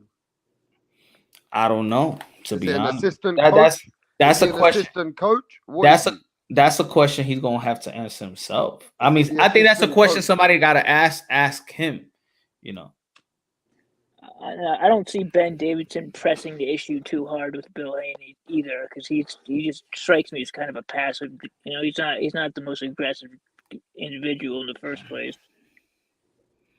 mm-hmm. Let me see. I mean, you've got to be getting something out of it, you know what I mean? But at the end of the day, it can only be an assistant then. If you're not the main trainer in the corner, you're the assistant then in the corner. So that's what his role is, you know what I'm saying? Maybe that's the role he should be playing, man. Like, cause I remember in the Tyson Fury, the first Wilder fight. I mean, I thought he did. I didn't like the job he did when he was yelling in the 12th round to tell Fury to stop engaging. It's like, dude, that's what he needed to do. We learned that later, that's how he needed to fight to win. Yeah.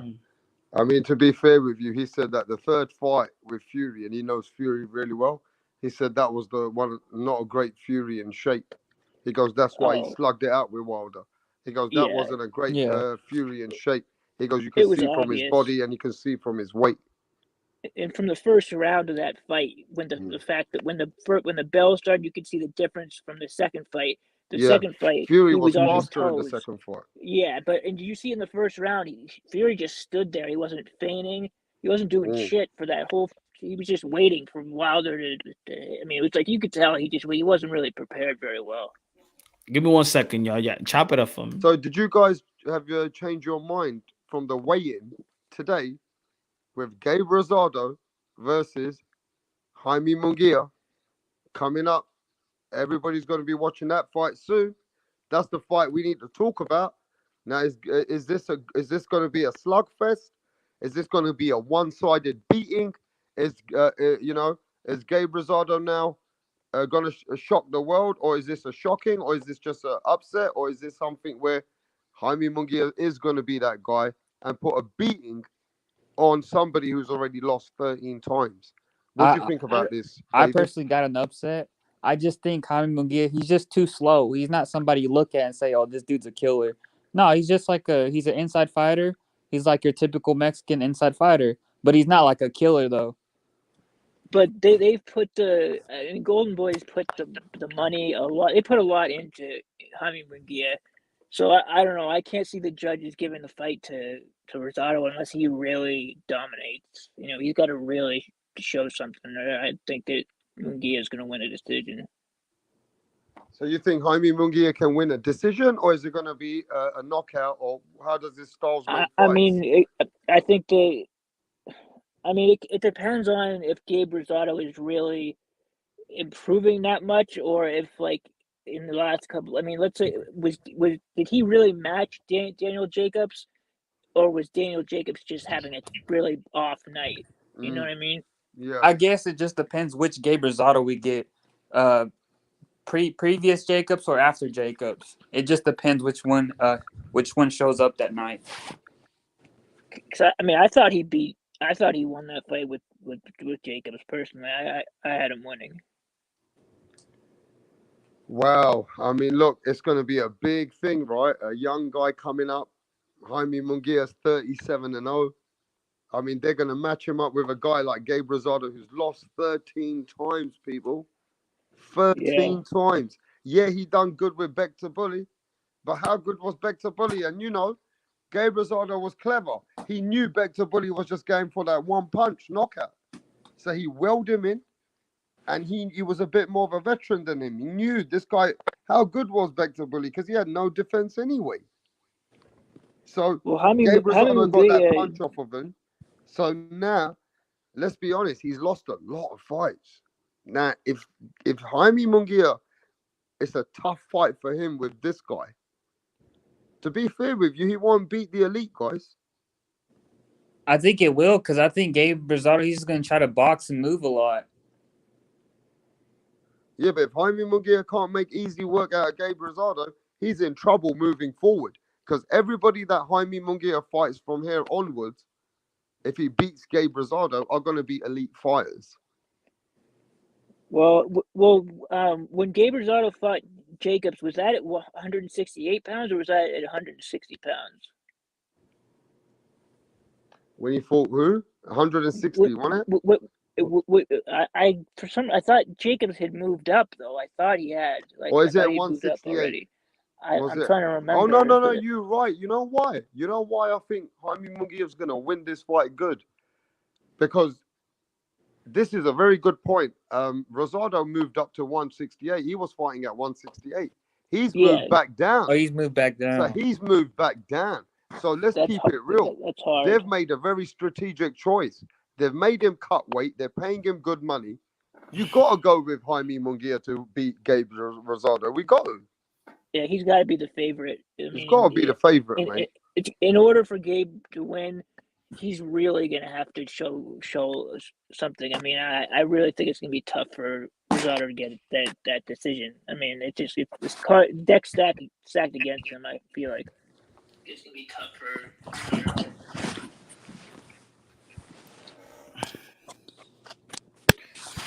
But yeah. Keep doing your thing, Punch. Thanks, man. Yo, yeah. What do you think, Punch? What? After the weigh-in today with Jaime Munguia. It was a good weigh-in. I actually, to be honest, I saw strong Gabe Rosado. He didn't look drained. Okay, because he has to come back down. Remember that he's come back down. Yeah, haven't been down since 3 years, since 2019. But he looked good. He looked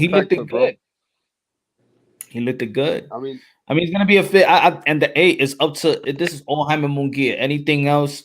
If Gabe Rosado look good, he's going. If Gabe Rosado looks good, it's just a plus for his career. Jaime Munguia needs to show that he is one of the phenoms in the sport of boxing, not just because I don't think they looking at him like that yet. But he needs to outclass and stop Gabe Rosado. And I think that would be a huge win, even after the way that he did what he did to back the bully, what he did to Daniel Jacobs, outboxing Daniel Jacobs. If Jaime Munguia steps it up, outclasses him, and stops Gabe Rosado, then I think he sends a message. What message? That he is one of the top young fighters that's gonna be here to stay, not just for a short season. He's gonna stay for a while. So my question is this then to everyone: if Jaime Munguia beats Gabe Rosado, it has to be. See, I wanted to be outclassed and stop him. Oh yeah, it has to be. Who would you like? Not just knock him out. No, Who would you like to see Jaime Munguia match up with next? Boo Boo Andre. Straight away. Yes. Straight to Boo Boo Andre. Yep. Yeah, he should really. I mean, that should be the natural.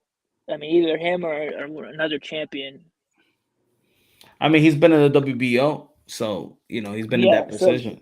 So that's going to be that would be the obviously the what I would think that he should go after. But who knows? I mean, Golden Boy's put a lot into Jaime Munguia.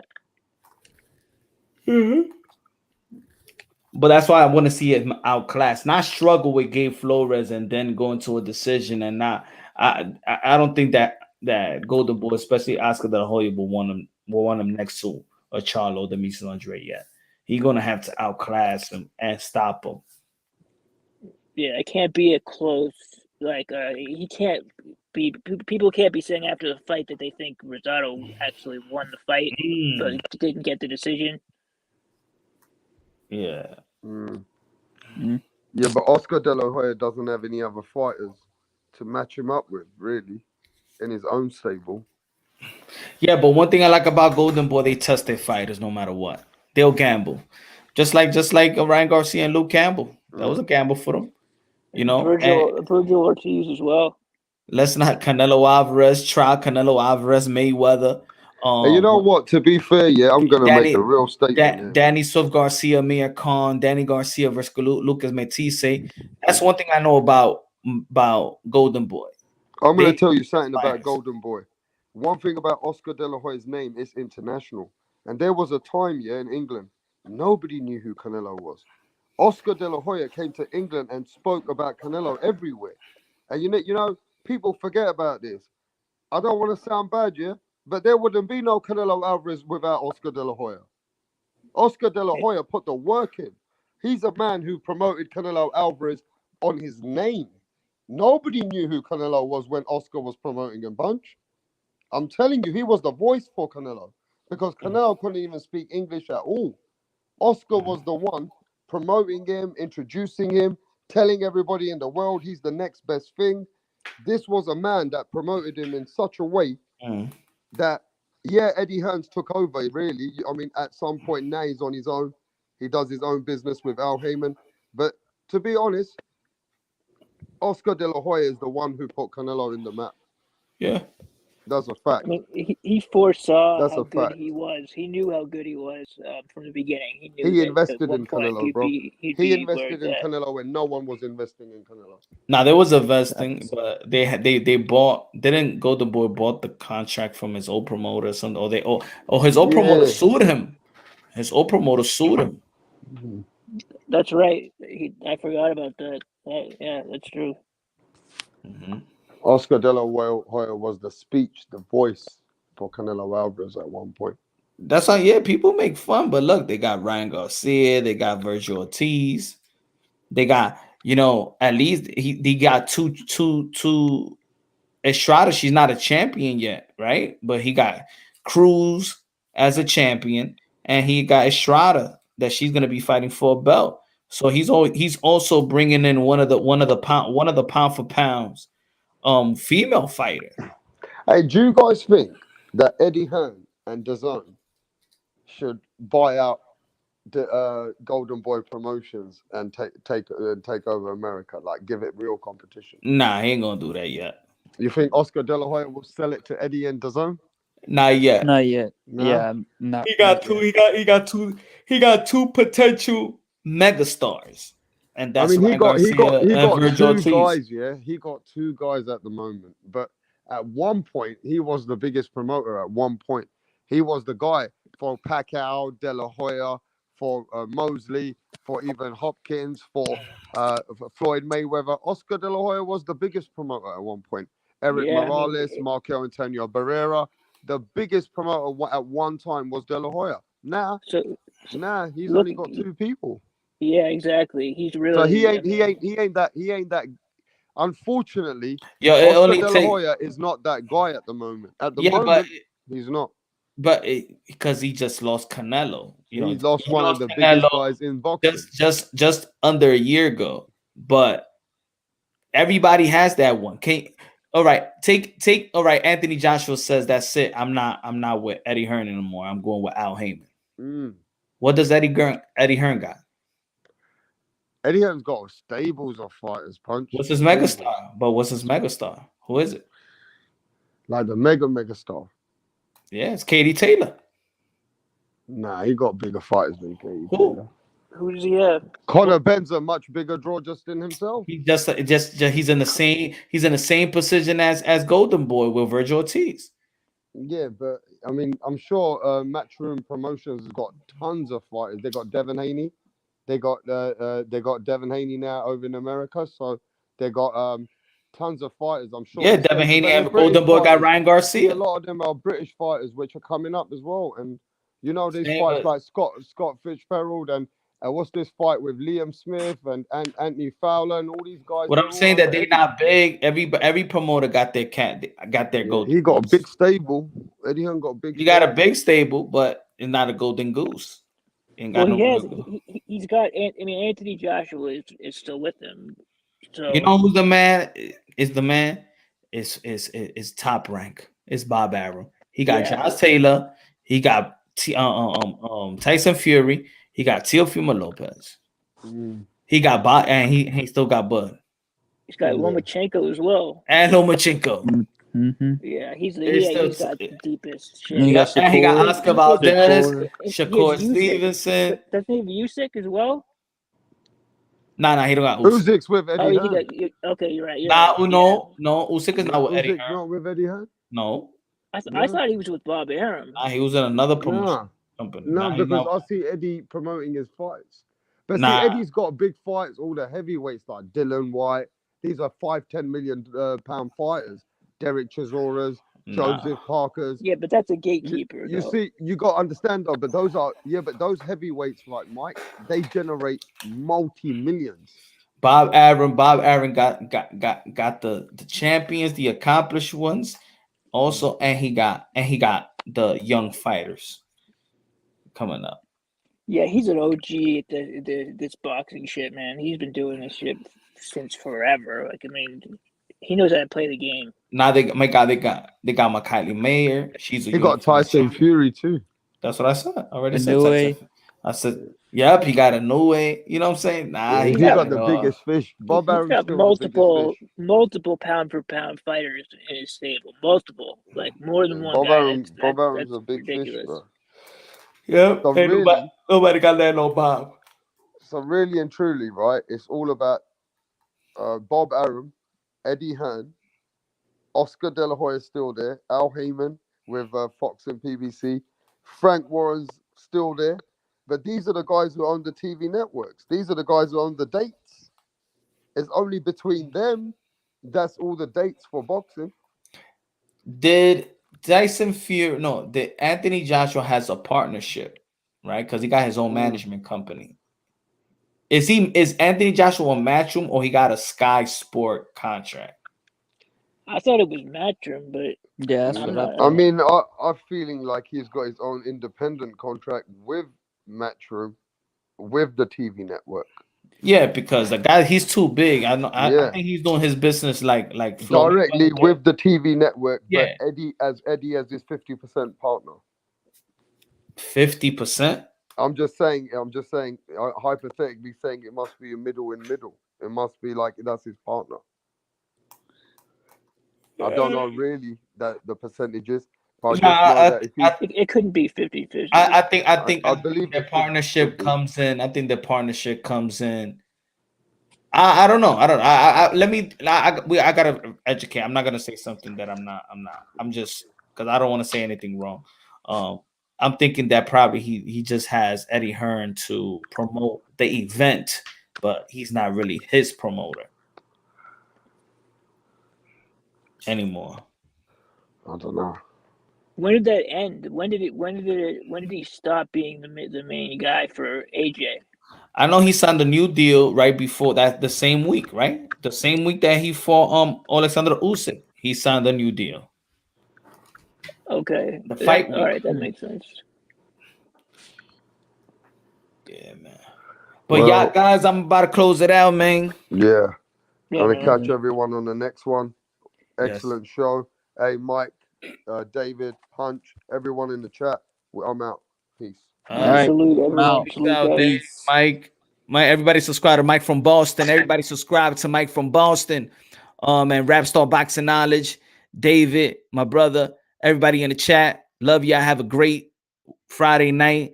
Tomorrow's fight night. I'm going to do the live commentary to Jaime Munguia versus Gabe Rosado. Love y'all. God bless. And on to the next.